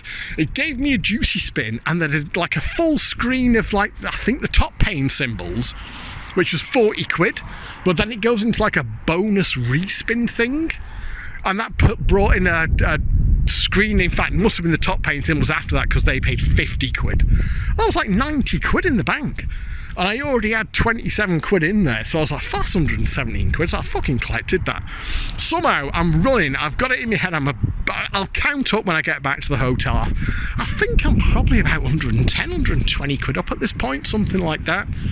Which I will take. I'll do a full count. I might be being slightly optimistic there, we'll see. But honestly, the pubs of Bury have been doing their job, which is I talked about the other night. It's filling time. It's passing those hours on. I will not be seeing my dad in the hospital now until 6 o'clock tomorrow, which is it's just fine. It is what it is. But I've got to fill that time now between now and then. And the hope, of course, is we don't want a phone call. You don't want a phone call at night from critical care. We want to hear nothing from the evening until tomorrow morning when you ring them up and you get the update, how are things overnight. If they ring you, something bad has happened, like happened on the small hours of Monday morning when they said, look, we're gonna have to intubate him, we're gonna have to anaesthetize him, send him unconscious. Do you want to come down now before we do it? They're not the phone calls you want to be getting. So what we want now is really radio silence between now and tomorrow morning. We can get the update in the morning and take it from there. And I've done now. I'm happy. I've spent what time is it? What was that? I've spent 2.5 hours in the pub. What I'll do now is I'm going to walk back to the hotel. They've got a bar and a restaurant in there. I'll get my book out. I'll get my laptop out. They've got Wi-Fi in there. Just tap out WhatsApp messages to family and friends. I'm on that WhatsApp group, of course, with the family for me dad. And then at some point I'll get some food. You can order food up until like 9:45, which is quite good. So I do tend to eat quite late, so I'll get some food. And that will see us into tomorrow.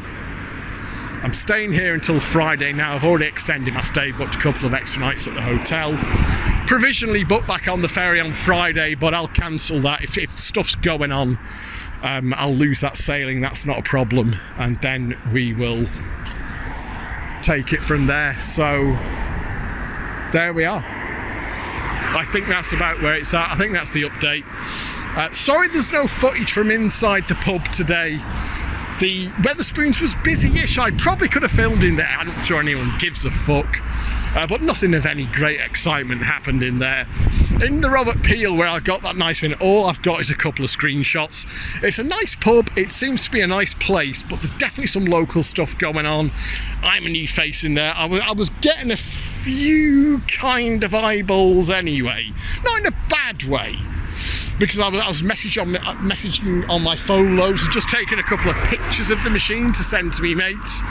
And even then I was aware that, not hostility, but a couple of people were taking a slight interest. So I thought there is no fucking world where I'm gonna start filming this with a narration. You've got to play the surroundings, haven't you? So sorry there's no footage. I'll do my best with screenshots to make something to go at the top of my rambling on. But I think that's the update for this evening, and then we'll see how we go going into tomorrow. So I think that'll wrap it up for today. So here we are. We're now on Wednesday the 19th, just coming up to midday. I'm in Manchester. I'm in Manchester city centre. Today is the day where I just got to sort of pass time on, because we're visiting my dad in the evening visiting slot. So what I did is I bought one of them tickets on the Metrolink, £4.90, which seems very reasonable to me. You can just ride it around as much as you want all day, as long as it's after 9:30. So I just got the Metrolink into Manchester, got off at Piccadilly, had a walk down to Oxford Road, round some of the old areas. The arcade's gone now. There isn't an arcade where there used to be an arcade on Oxford Road. It's a Bookies now. That notorious arcade at Piccadilly Gardens where I got absolutely caned time and time again. That's not an arcade. There's no arcade there now. There's a couple of Bookies down there, but they're in a different location. The city centre seems all right, to be honest. It's in pretty good nick. So I thought, like I said, when I walk around, I've been walking around for 45 minutes or so. What I'm going to do there, that's Victoria Station. So what I'm going to do is ride the Metrolink back up to Bury, get something. I don't know, I might get myself something for lunch in Victoria, or I might go back to, I'll see what there is. I don't know what you can get in Victoria Station or I'll go back up to Bury. Just passing time on really, no particular change on my dad overnight. He's stable, which it's got another thing, it sounds good, but stable on a mechanical ventilator is not necessarily where you want to be, because you want to be getting better enough to get off the ventilator. But there's no real news overnight. We've got an update from the hospital this morning. He had a reasonable night, stable night, no particular change. And that's the thing, we do actually need to see a change. So I'm going to walk back up to Victoria, ride I like being on the Metrolink. It is good back, don't it? £4.90. Like I say, just ride the thing around as much as you want all day. I had half an idea to take it down to Altrincham, because me and Mrs. Dexter used to go out in Altrincham sometimes for beers, but I don't know, I'm not sure I'll be bothered with that. So there you go. Not much of an update, but there we are. I'll see if I can find something I want to eat in Victoria Station, or go back up to Bury. Right, what I'm going to do is be a real lazy fucker and get a metro to Piccadilly from Victoria Station. It says that the little sign says there's one in 2 minutes, so there's a little digital sign that tells you when the next one is. So there's not long to wait. I'll ride it back up to Piccadilly. They've got a proper food court there. I saw a sign for, so I'd quite fancy a KFC. I don't know if they've got a KFC at Piccadilly, but we'll find out.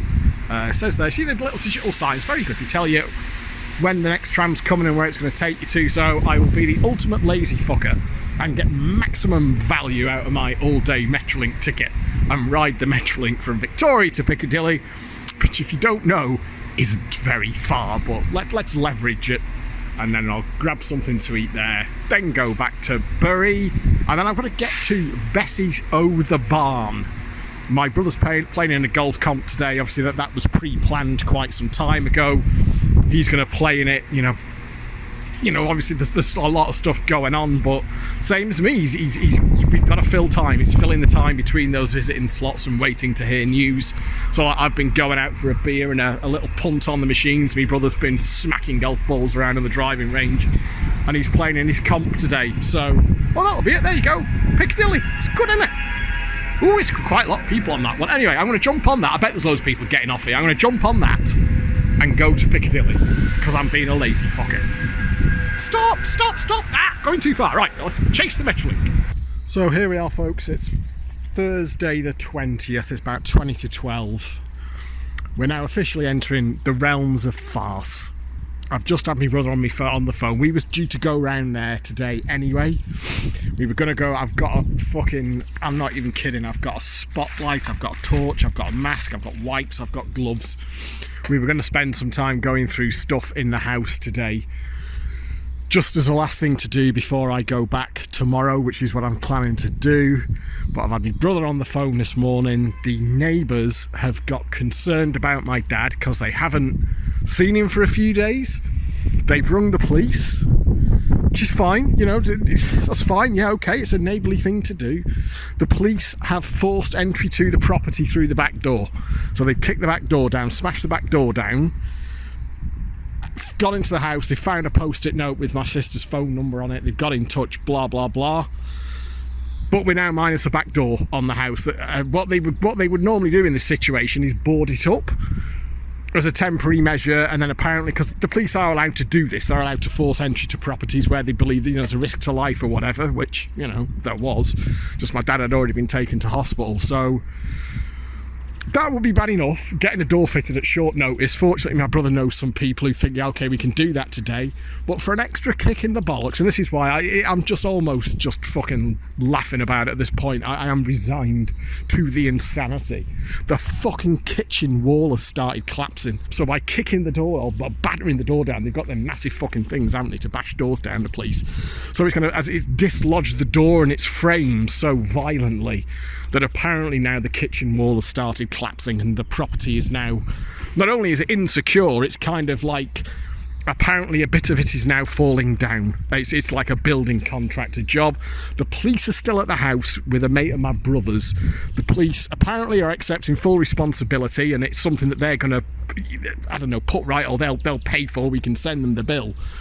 But we're now in a slightly ridiculous situation, so I'm at the Metrolink in Bury. I've said to my brother, don't come and get me. I'll make my own way there. It's only one stop on the Metrolink and I can walk up. Our house is not a million miles away from where my dad lives in Radcliffe. It's one stop on the Metro to Radcliffe. Where's the Metro? Hello, Metro. And then it's up to the house. So I'm just going to walk up there with all my shit and see what's going on. As for my dad, there is no change. There is no improvement. You can use the word stable, but it's not good enough. He's been on mechanical ventilation now since the small hours of Monday morning. His numbers aren't getting any better. They're keeping him on a lot of oxygen. They're still having to fight to keep his levels up.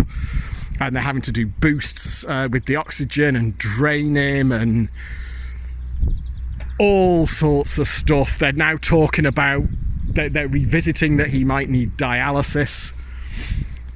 And they're now talking about tracheostomy as well, which is, we all know where this goes. I think we do. I think my brother knows as well. My brother messaged me this morning to say he's got no hope left. I think I'd already got there, to be honest. I know enough about how these things progress. And there is no recovery now. Like, even if Dad survives, what will be left will be so diminished and so dependent. You know, like with a tracheostomy, you can't even talk properly. My dad loves to fucking yap. It's not a condition I don't think he'd even want to live in. I'm going to have a talk with my brother and my sister-in-law to see, look, what do we want to let them do here? How far do we want to let them go? Yes, I know technically they're keeping Dad alive, but what's left? What is left? What constitutes a life? That's now the conversation we've got to have. But I'm resigned now. I'm just resigned to the insanity of this. The whole fucking thing is a fucking bomb site. I've had some low points in my life, as you know, if you watch the old Gambling Low Ebbs videos. I've had some fucking downers in my time, but this tops the lot. This is the worst. I think this is the worst time of my entire life. I'm grateful for some things. I'm grateful for the weather. I know that sounds stupid, but I'm grateful that I've had lovely weather. Every day has been clear and dry and pleasant. Grateful for family and friends, grateful for the support, grateful for the way the family's come together and my friends have supported me, albeit remotely, because, you know, most of them are, well, nearly all of them are on the Isle of Man, but we'll get through, we'll survive. It's a miserable fucking crash site of disaster, but we'll get through it. We'll get through to the other side. Now I'm going to go and see what fucking state my dad's house is in. I'm going to miss this metro, you know, if I keep yapping. So here we are. It's not great. You can see here. That's where the police have forced entry. Unfortunately, the doors, my dad actually had the doors done not that long ago. So the front door and the back door are relatively recent. What did you say, Carl? Like 4 or 5 years on? What? The doors? Oh, no, months. Months? Months, yeah. Literally months. So they've... God, you couldn't make it up. So these doors have literally been on for months. So the door was substantially stronger than the wall. So when they forced entry, the whole wall has come... You can see there, it's just split the wall. We've got that going on there. The police have deemed it, for obvious reasons, to now be unsafe. So there's a team coming who apparently can do something with this, because now it's not just a question of boarding it up. They have to take steps now to make this safe. I guess you probably shouldn't stand underneath it. I've rushed water through it, pushed water through it. So that's where we are. We're waiting for that team to come, but you can see what that's done. It's kind of taken out a chunk of the house. So I don't know, plans might change for today now.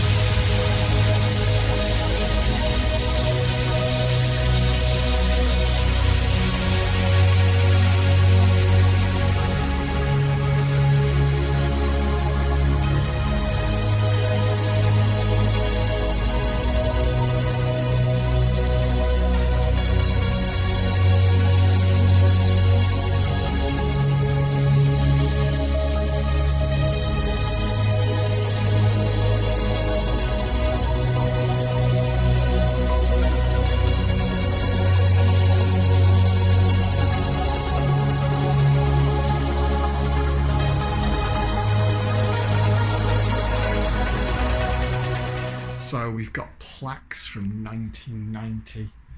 The one thing that has actually been given some prominence still is family photos. And if you have a rummage, I'll just move these. One thing, Cole, that I asked Dad to keep safe many, many years ago,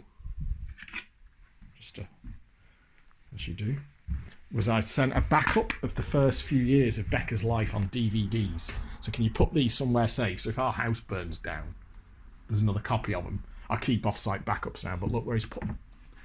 In there to keep him safe. So that's the discs. I said, just put them somewhere safe, Dad. So the stuff that you can see what he actually... It's you. That's when my ears done. Whoa, my God. When's that from? 1988, that one. Do with the dust. Who's... Oh, I know who that is. What have we got? 1991. 1988 again. I've come prepared. I brought searchlight. I brought rubber gloves. I brought wipes and all sorts. But events have slightly got away from us with this whole door thing. The property is now, like I say, the property is now deemed to be unsafe. Obviously, it would be insecure, but it's now unsafe as well. So there's a team coming. It sounded a little bit up in the air to me as to how this is going to get paid for. We have to pay for it. Well, he said they might pay for it. No, the insurance company have to pay for it, and if there isn't an insurance company, we'll have to pay for it. Right. So events have slightly got away from us today.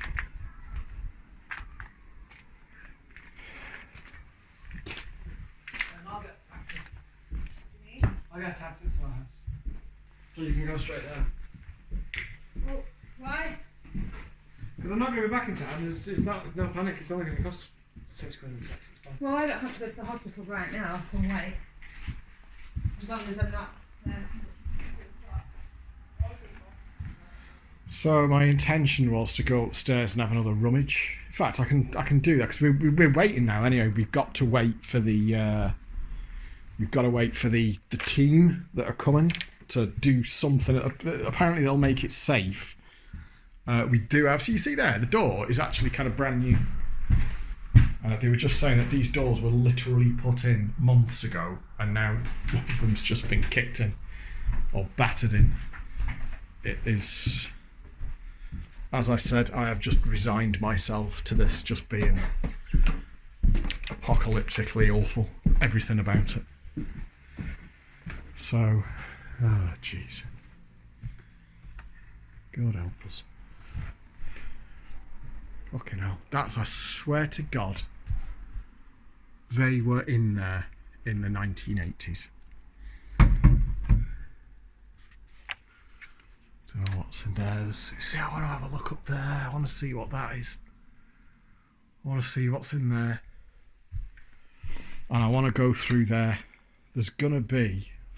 Fucking hell. There's going to be stuff down there. I need to get to it. I want to find... I mean, it doesn't matter at this point, does it? Jesus. So, you know what? I'm going to put my gloves on and just start rooting. Because there is absolutely, I mean, there is just no question. No, it's not coming to this. He's not coming back into this house for obvious reasons. Right, it's not actually. Oh, there's the chair that I stood on. I'll move that out of the way. There's nothing up there. It's just a load of crap. Not that this isn't, but what we found, there was no collegey stuff, unfortunately. We've got a Select May 94, old Mozza. Didn't turn out well, did it? A Zap from June 91. you see there magazines from, this will be me and my brother, golf and computers, it being the golf, me being the computers and the music. Big Tits Are Back, apparently. Viz, I used to buy Viz, that's from November 94, but you can see, really, it is essentially just a pile of magazines. No actual, I was hoping to find another binder or something like that in there. But it is just, I mean, we can pull one out, I suppose, but what we got there? A Q. Oh, there you go. Why Kurt Cobain Had to Die. When was that? June 94. It was actually the month me and Mrs. Dexy started going out together. May 94. I remember because Kurt Cobain topped himself really not long after me and Mrs. Dexy started going out together. So, yeah. It's a bit, like I say, it's slightly disappointing. I mean, there was a fucking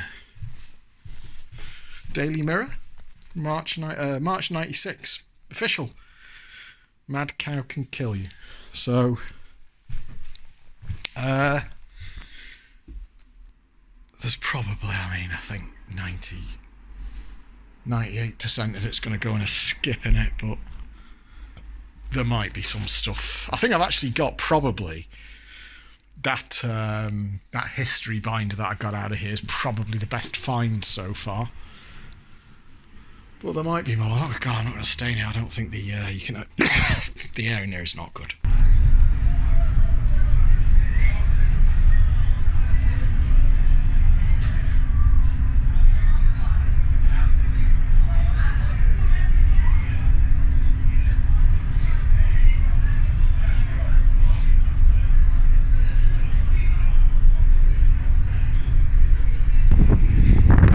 Here we are on our way back to, well, so here I am on my way back to the Isle of Man on the Manannan from Liverpool. It fairly cracks on this boat. I think it was about 30 knots or something. It's pretty quick. It makes the crossing pretty painless, to be honest with it. I'm not going to do this for too long because the wind noise is going to be horrible, but that's the thing with flying. You think, oh well, but the flight's so quick, and yeah, the flight is like 35 minutes, but with all the fucking around you've got to do at the airports now.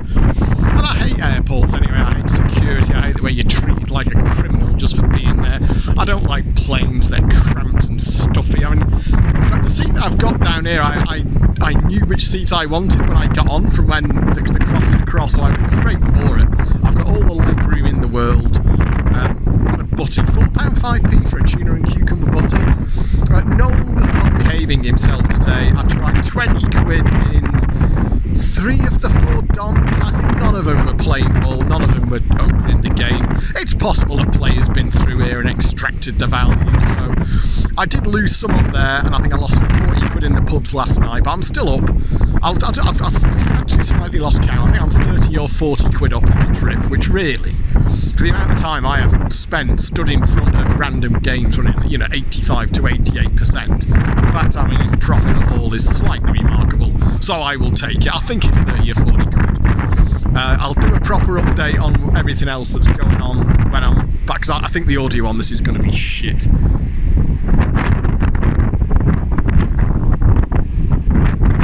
Sorry, I slightly didn't realise I was recording all that, but I am. Yeah, it's the last time they updated the operating system on this phone. They changed the way everything looks. So,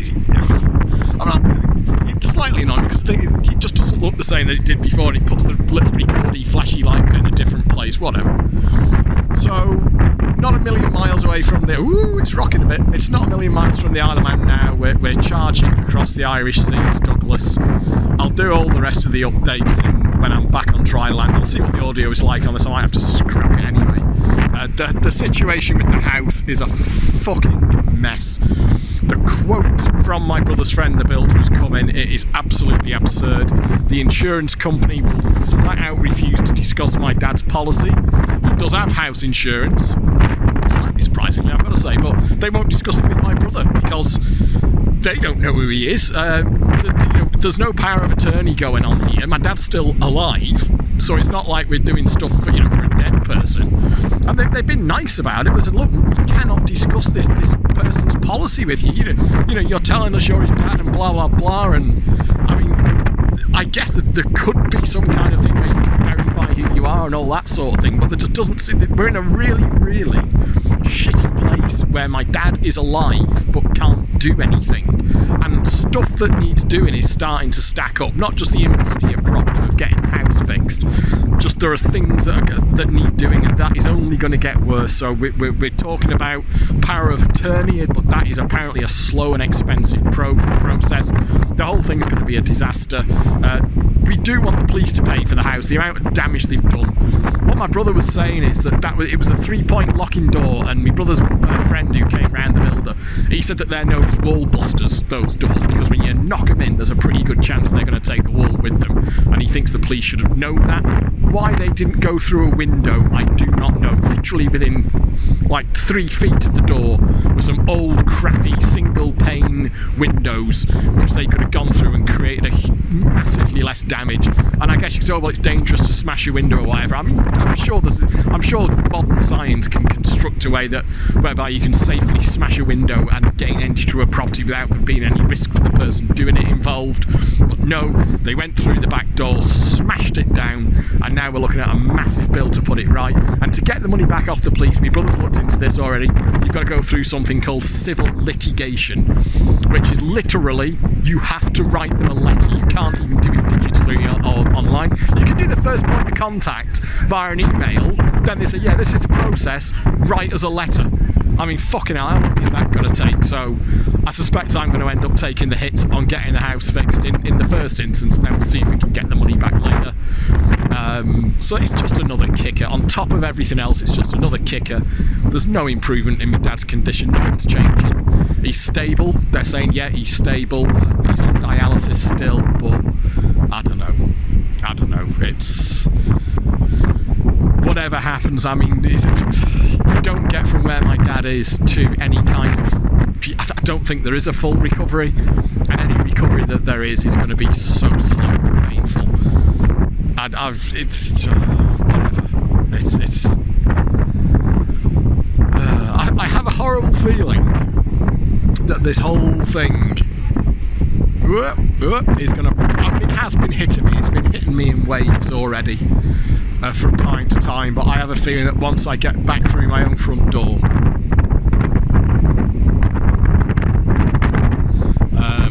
I'm not quite sure what state I'm going to be in, but Mrs. Dexian Jr. will be there.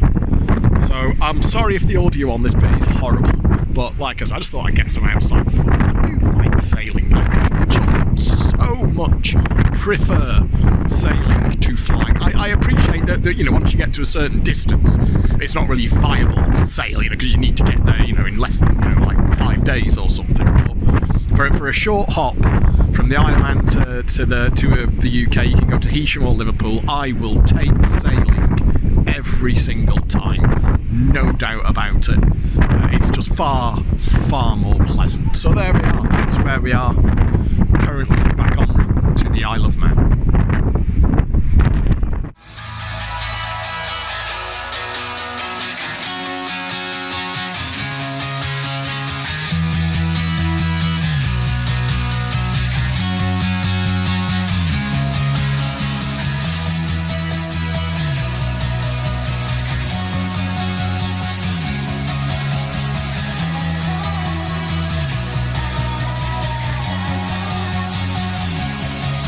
There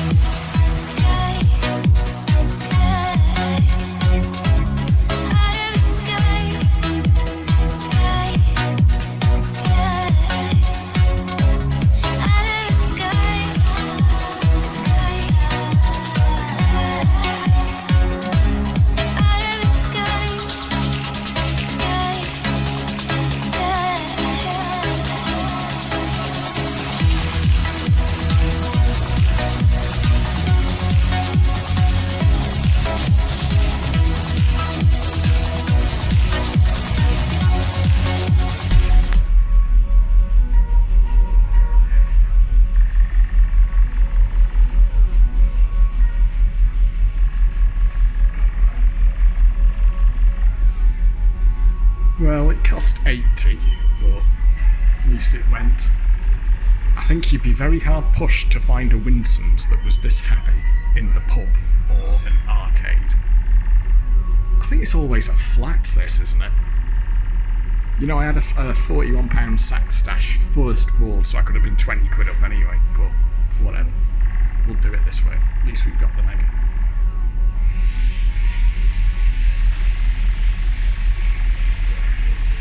I can't... No, these never go past, do they? In the emulator, these never go past. They're always a flat in the emulator. But we'll see. First board, it offered a £41 sack stash, even though the mega wasn't red. So I thought, well, that's gotta be pretty happy. I played this online in the emulator, so... And you don't need to be a genius to know that a Betcom that's offering 41 quid first board is in a pretty good mood, so... I am fully expecting this to be a flat. Just your standard Betcom force, we all know how that works, don't we?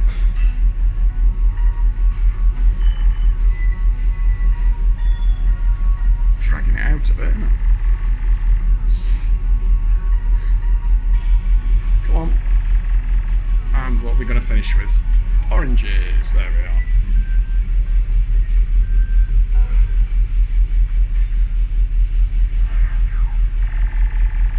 Oh, there we are. Spin or win. There's a surprise.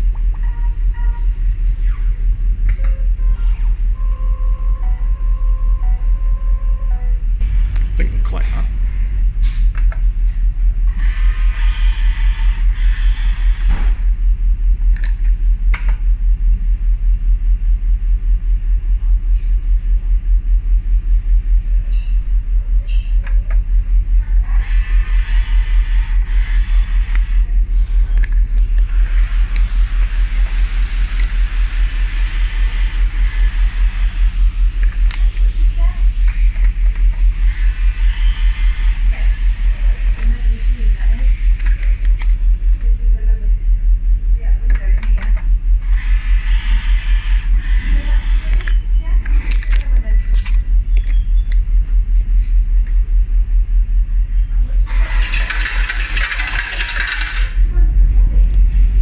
Be the first to admit that Heysham isn't exactly a pretty port to come into, very much workmanlike, as you can see, but this has been as good a crossing as you will get. You can see there the sea is just flat, like even walking around the boat you wouldn't have known you were at sea.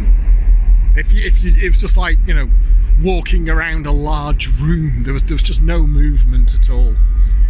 We set off a little bit early. That's the thing with boats, I guess they're not as rigid as planes. Once they've got everybody on and they're happy that everything's secure, they just kind of set off. Not the day for you, is it, fella?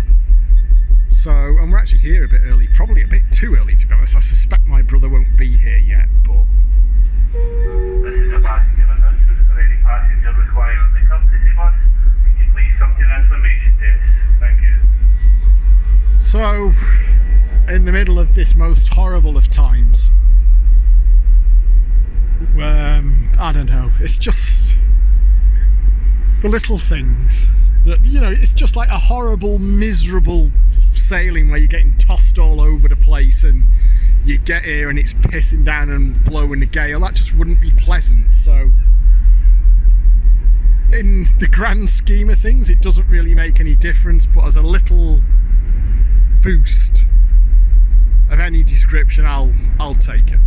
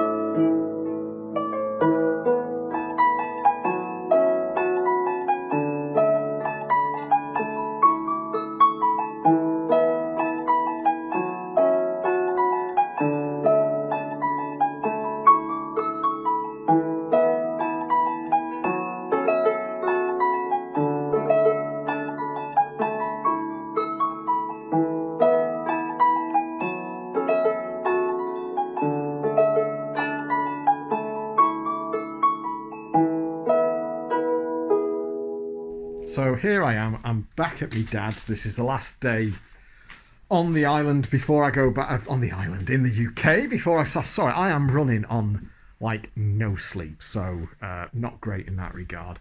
It's the day after my dad died. My dad died in hospital yesterday. We've come back to 94B. We're not clearing the place. The point is that we had to move stuff around enough. You see all the shit we had to pile up here, just to get stuff moved around enough so that we could access everything. The main one that this was a worker. This was a job and a half.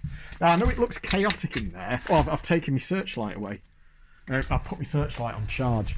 I know that looks chaotic, but what I've actually done is moved stuff around enough so that there's, you know, I've cleared one area. I've used it as a dump because we're not actually emptying this place out. We've actually got someone coming round in the next 3 hours or so to give us a quote on emptying the property. All we needed to do was move stuff around enough so that we could access everything. We just wanted to find anything that was worth keeping. It's not a lot. That there, pretty much out of the entire house, because we're kind of done now. Out of the entire house, that is the keep or at least review pile. There's a lot of photos in there. That was the main one that we were after.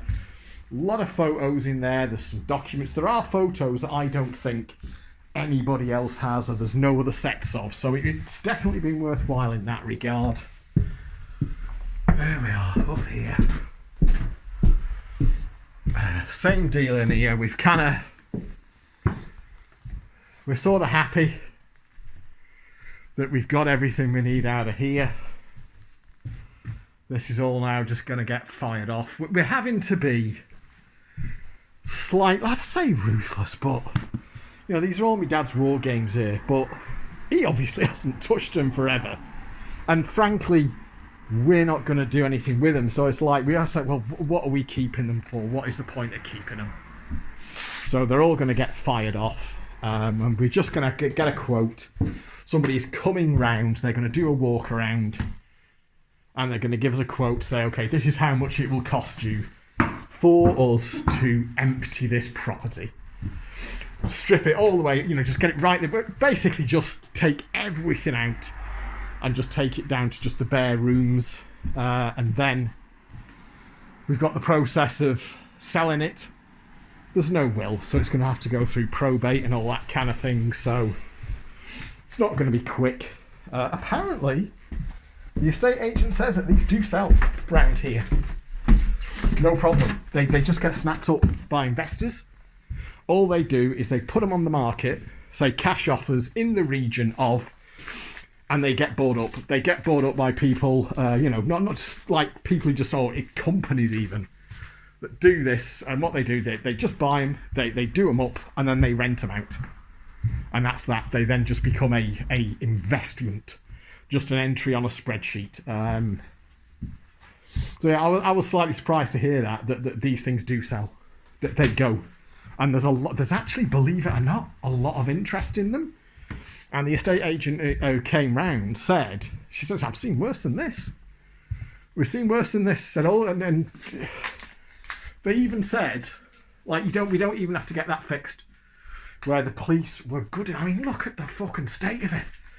There's a shitty old single pane, single glazed old window there that they could have gone through so much easier, and instead they did this to the door and took the fucking wall out. One of my brother's friends, who's a builder, said that they call these doors, because they've got triple point locking mechanisms, you can see where they've smashed it to fucking pieces.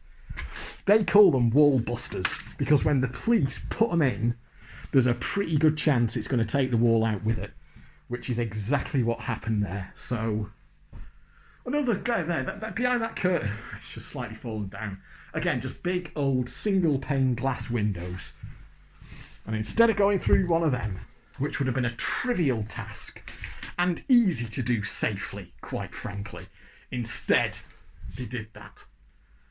But apparently all that will happen is whoever puts the offer in for the property We'll just factor that in. They're going to say, right, that's going to builders' rates, because of course they'll pay trade rates.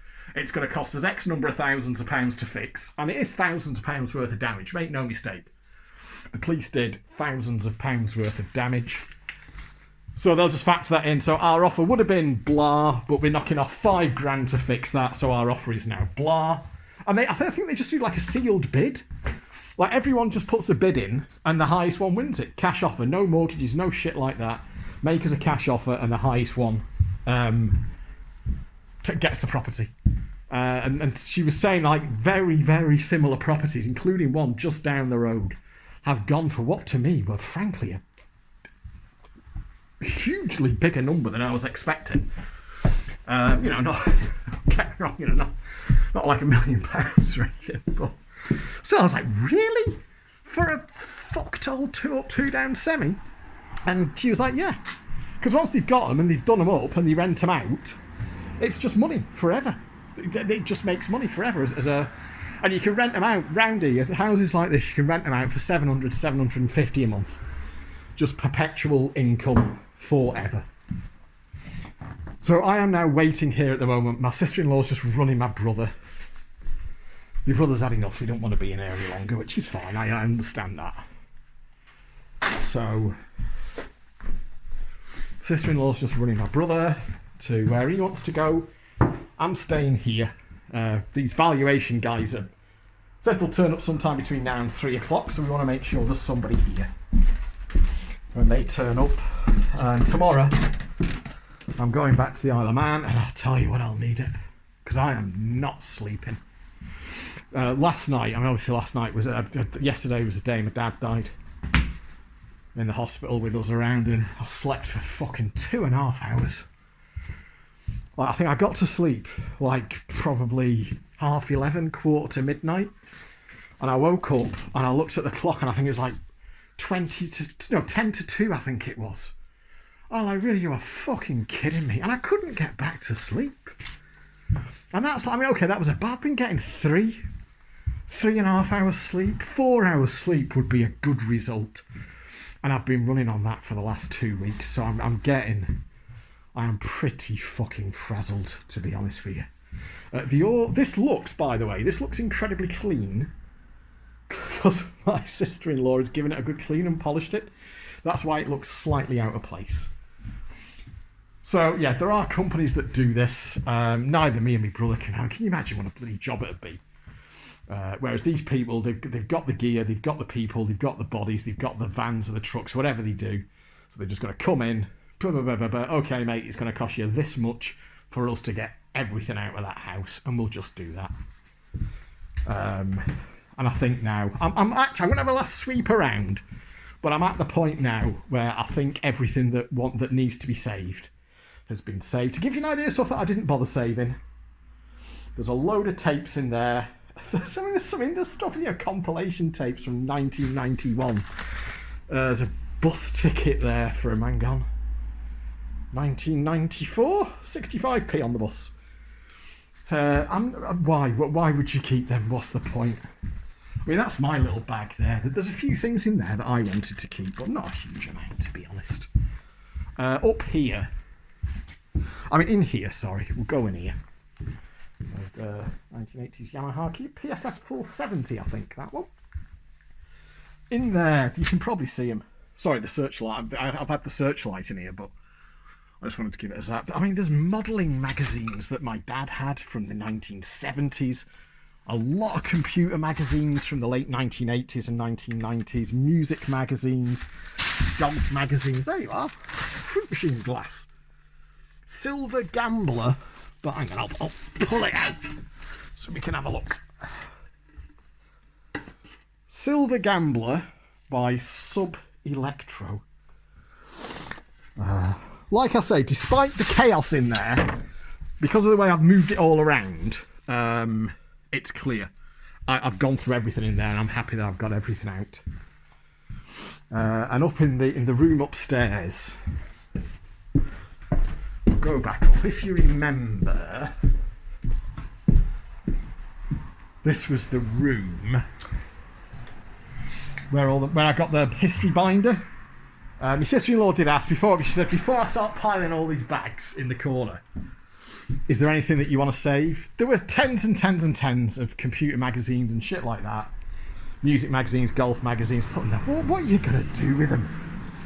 You know, you think, oh, they're a little historical curiosity, but we'd just be ultimately moving rubbish from one place to another. So me and my, just fire it, or rather just put it on the condemned list. So we've piled. I've got my gloves. I've got an N95 mask on, and I've got latex gloves on because you kind of need them in here, to be honest. So there you go. That's where we're at. It has been a tough just over 2 weeks now. It's not been great, and it culminated yesterday, of course, with the death of my dad in the hospital, which was very, very kindly explained to us by the staff in there, by the consultant, who just explained that Dad's body is basically his heart, his lungs, and his kidneys were all shot. They'd all had it. There was just. And they said that, I mean, his heart had got worse. That was the thing. His heart had got worse overnight. And they were saying, like, that even on full, ventilation, tracheostomy, and 100% oxygen, like, did the most support they could give him, his oxygen levels were low. So they were like, we are at the point now where there is nothing we can do. The way they put it was, we are not sustaining life. We are prolonging death. So we are going to withdraw treatment. And they said, it's like, you don't even, you don't have to consent to this or give us the nod. It's like, we are making this decision on a medical basis. Several of us have discussed here Jim's situation, and we all agree now that the only viable route is to withdraw support and let him pass. So, fucking hell, what a fucking couple of weeks it's been. So, Jesus, I feel all fucking hell, he's bashing into things around me. I feel all kinds of dinged up, and I think it'll probably all. I think I'm kind of running on survival adrenaline mode still. I suspect when I get back on the Isle of Man, it's all just gonna fucking wallop me in the fucking face. So there we are. That's the last job I wanted to do. I wanted to get through the house here and find the stuff that was worth keeping. And I think we've done that now. So there we go. Back to the Isle of Man tomorrow. And that's the old house cleared. Sifted, not cleared, sifted through. We've preserved the stuff. We've rescued the stuff that we need to. And that is... Well, it's the end of this chapter, but it's not the end of this story, because there's still more to come. We've got the funeral, we've got the probate, we've got the house sale, we've got all the other paperwork and admin and all the rest of it that's associated with a death. But this chapter is coming to a close.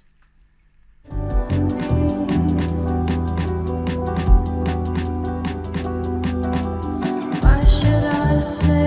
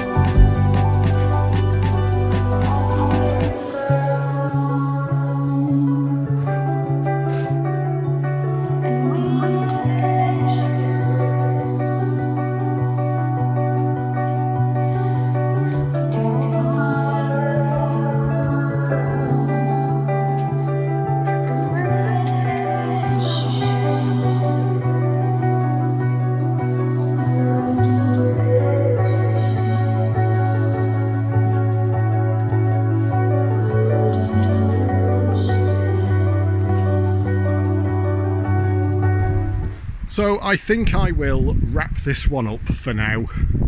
It's obviously not done. This story is not over. As I record this, it's Wednesday the 3rd of May, but I've decided to effectively box off this chapter of it. We don't even have the death certificate yet because the inciting event, the incident, if you will, that led to my dad's death was a fall. The coroners had to get involved, and I think it was with the wrong coroner to start with, so they've moved it to the coroner whose jurisdiction it is. There's a lot of bank holidays going on at the moment as well. We've got the coronation coming up, so possible we won't even get the death certificate this week. And basically, until you get the death certificate, you can't do anything. We can't even get the funeral organised. You know, the funeral director said, well, show us a death certificate and we'll get things going. We don't even have that yet. We need to get a probate solicitor because there was no will. One thing, by the way, that comes out of this, fuck me, get a will. Have a will.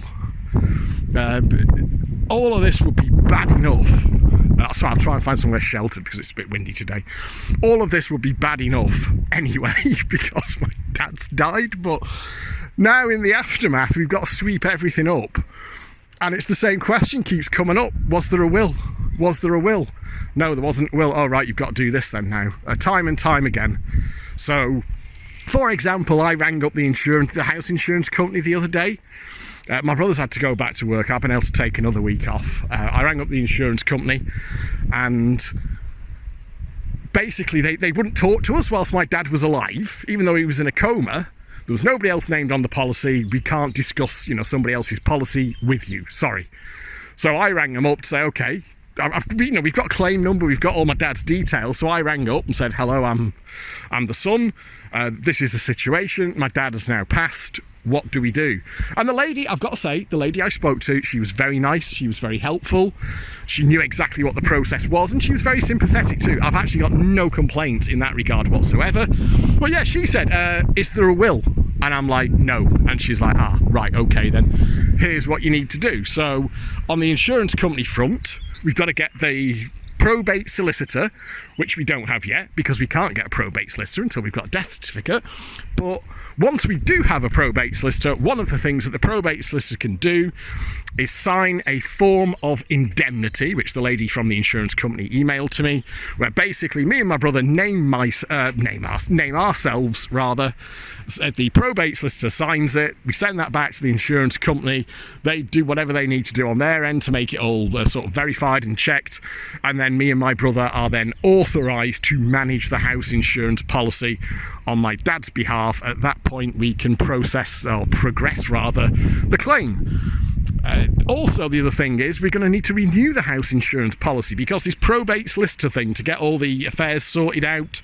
There's the house, obviously, there's my dad's bank accounts and all the rest of it. This probate solicitor process can drag on easy 6 months, no problem. So the house insurance policy, I asked, when does this policy run to? And she said July. So we're going to need to renew the house insurance policy because that house is now going to be sat empty for months and months and months. And it's going to need to be insured. So we're going to have to renew the house insurance. So again, we need authorisation for that as well. So, and it's just that kind of thing. It's all now made far more awkward because there is no will. So me and Mrs. Dexy, that's already on our list. We're going to get a will because having seen the mess that this has left behind now that we've got to wade through, and as bad as the whole thing is anyway, it's made a lot worse by the fact that there is no will. So we've got to do that. So what I'm going to do is, because this isn't finished yet by a while, we haven't, like I say, we don't even have a date for the funeral yet. We're hoping it won't be too long. I mean, obviously, as soon as we get the death certificate, we can get that arranged. So what I'm going to do is box this video off, call it a day on this video and say, okay, that's this chapter of the story. And then when I go across for the funeral, I'll do another one because I'm going to go on the ferry. I'm going to sail because I fucking hate airports and I don't like flying. I don't like planes. They're just really uncomfortable and cramped and shitty. And I don't like the way you get treated as well at airports, like you're a fucking criminal just for being there. The airport on the Isle of Man at Ronaldsway is not too bad, albeit they've still got to follow all these bloody rules and check this and check that and take that off and all the rest of it. But UK airports, fuck me, I cannot be doing with UK airports. When I went through Manchester Airport after my granddad's funeral, I was I had to fucking bite my tongue because I was ready to fucking kick off. And like, that's not going to end well if you kick off at airport security. Absolute little, I remember him, the little fucking jack-booted Gestapo, give him a fucking Nazi uniform and he'd be happy. So fuck that, I'm not doing it. I'm going to sail, because I like sailing, I like the boat, it's pleasant. So I'm going to sail over for the funeral and do it that way. So there's going to be ferries, there's going to be machines on the ferries, I'm going to stay at a hotel, there's going to be pubs and machines for that. So what I'll do is do a follow-on video for that trip. This one is far too long already. There's a load of stuff that has just been already gone on the cutting room floor, so it's still going to come in well over 2 hours, probably pushing up towards 2.5 hours, but it is what it is. It's been quite a protracted story in that regard, 'cause it's dragged on for a bit. So there you go, I'll call it on this one. But for now, no death certificate, therefore no funeral, therefore no probate solicitor. My dad's house is still smashed to fuck at the back, where the police thought, oh yeah, brand new triple point locking mechanism door, will go through that. Fuck that, we're not going to go through one of these really weedy windows here. You know, the damage with them would have been in the hundreds of pounds. Instead, we've got literally thousands of pounds worth of damage. We're still not entirely sure what we're going to do with that, whether or not we kind of need to get it fixed or not. Because it is kind of, I mean, it's holding up. My brother's going back there every day just to check on it, just to check that the house is still boarded up and also that, you know, nothing's collapsed further. But that is a risk. So bearing in mind the length of time that this might all drag on for now, that there's a world where we might just have to get it fixed and then recover the costs later via that civil litigation process and or the insurance company. I don't know how that's all going to play out, and none of it's going to be quick. So there you go, that's where we are. So I'll box this one off. Like I say, it's Wednesday the 3rd of May as I record this. I'll get this video boxed off and done, and then I'll do a follow-on for what is to come next. But that'll be it for this one. So thank you for watching. If you've done the whole thing, then well done, because it's a bit of a miserable slog, isn't it? That's how I was editing it to. Actually, making the video has actually been a slightly useful process, because it's given me something to do and get it all ordered and get it all kind of organised in my mind. So, yeah, if you've watched it, then I hope you've enjoyed it. Might be a bit much, but if you take one thing away from this, two things.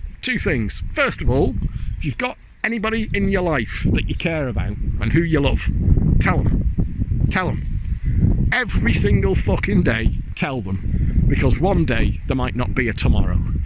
And secondly, get a fucking will.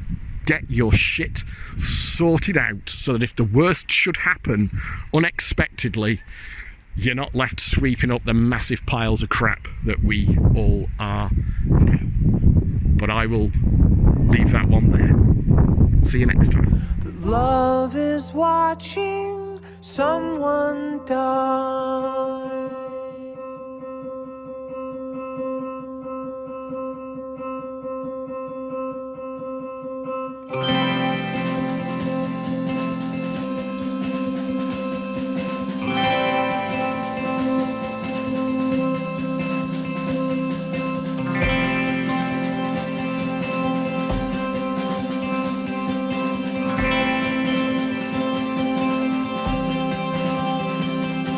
So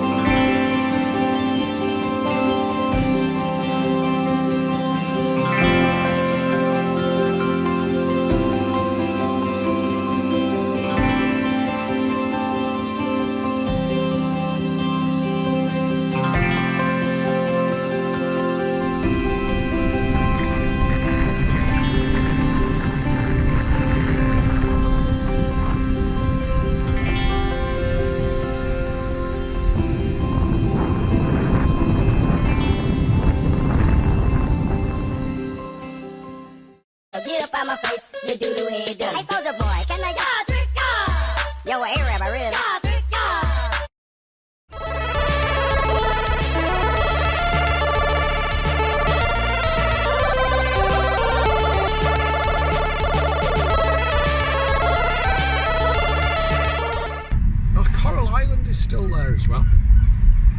Look at that. So Coral Island is still there. I think when I came with Dad, Is Funland still there? I believe it is, yeah, but it was just a load of rubbish in all of them. Like literally to the point I just couldn't find anything I wanted to put any money in. And the last vestiges of pinball and video, they were just all visibly broken. And I think because they don't want to pay the licenses on fruit machines, they're all like the kiddie machines, so it's like 5p or 10p, £5, and just endless. Yeah, you can see there. Just looking through, you can see there's just no. They're all tied. Oh, that was Funland, wasn't it? Sea Life Funland. What was it? Because you don't remember, they used to put all the best machines. Oh, no, there's Funland. They used to put all the best machines at the front. So whatever new stuff they'd got, they'd put right at the front of the arcade on like maximum volume. So you could hear like Outrun and Afterburner and all that kind of thing when you're just walking past. And like we couldn't. I remember when Outrun, no, Space Harrier first turned up. There you go. I said, what's occurring? I don't know, waiting for the doctor. He's on 5ml propofol, 5ml fentanyl, has 70% oxygen on the vent. They haven't tried to remove sedation today either. Heart rate is still 110 to 115. Sats down and anti-rolling blood pressure is 148. You know what that means, don't you? Madame Tussauds. Let's have a ride on the horses. Central Pier.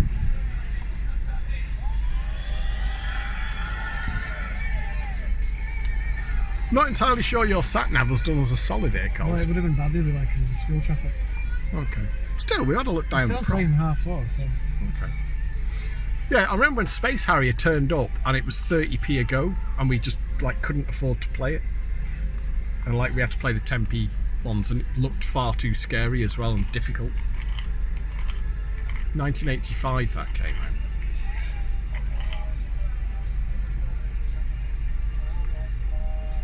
We generally just went between the North Pier and the South Pier. There was a couple of... The arcades got... The further down the prom you got, the grotty the arcades got. Happy Days. Oh, they actually look like they had some video games in there. But what have we got here?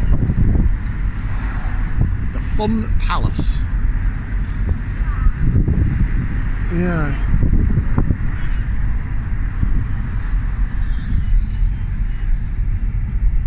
I suppose I can't imagine it's got any better in terms of stuff we would actually want to do since whenever it was I was last here. And that's probably it now, isn't it? Of stuff of interest. Yeah, we're out the arcade, so well there you are, it's a few minutes down Blackpool Promenade. And then off this way. I don't understand what we're trying to achieve. Huh? What we're trying to achieve, I don't know. With what? Oh, with, right, okay, yeah.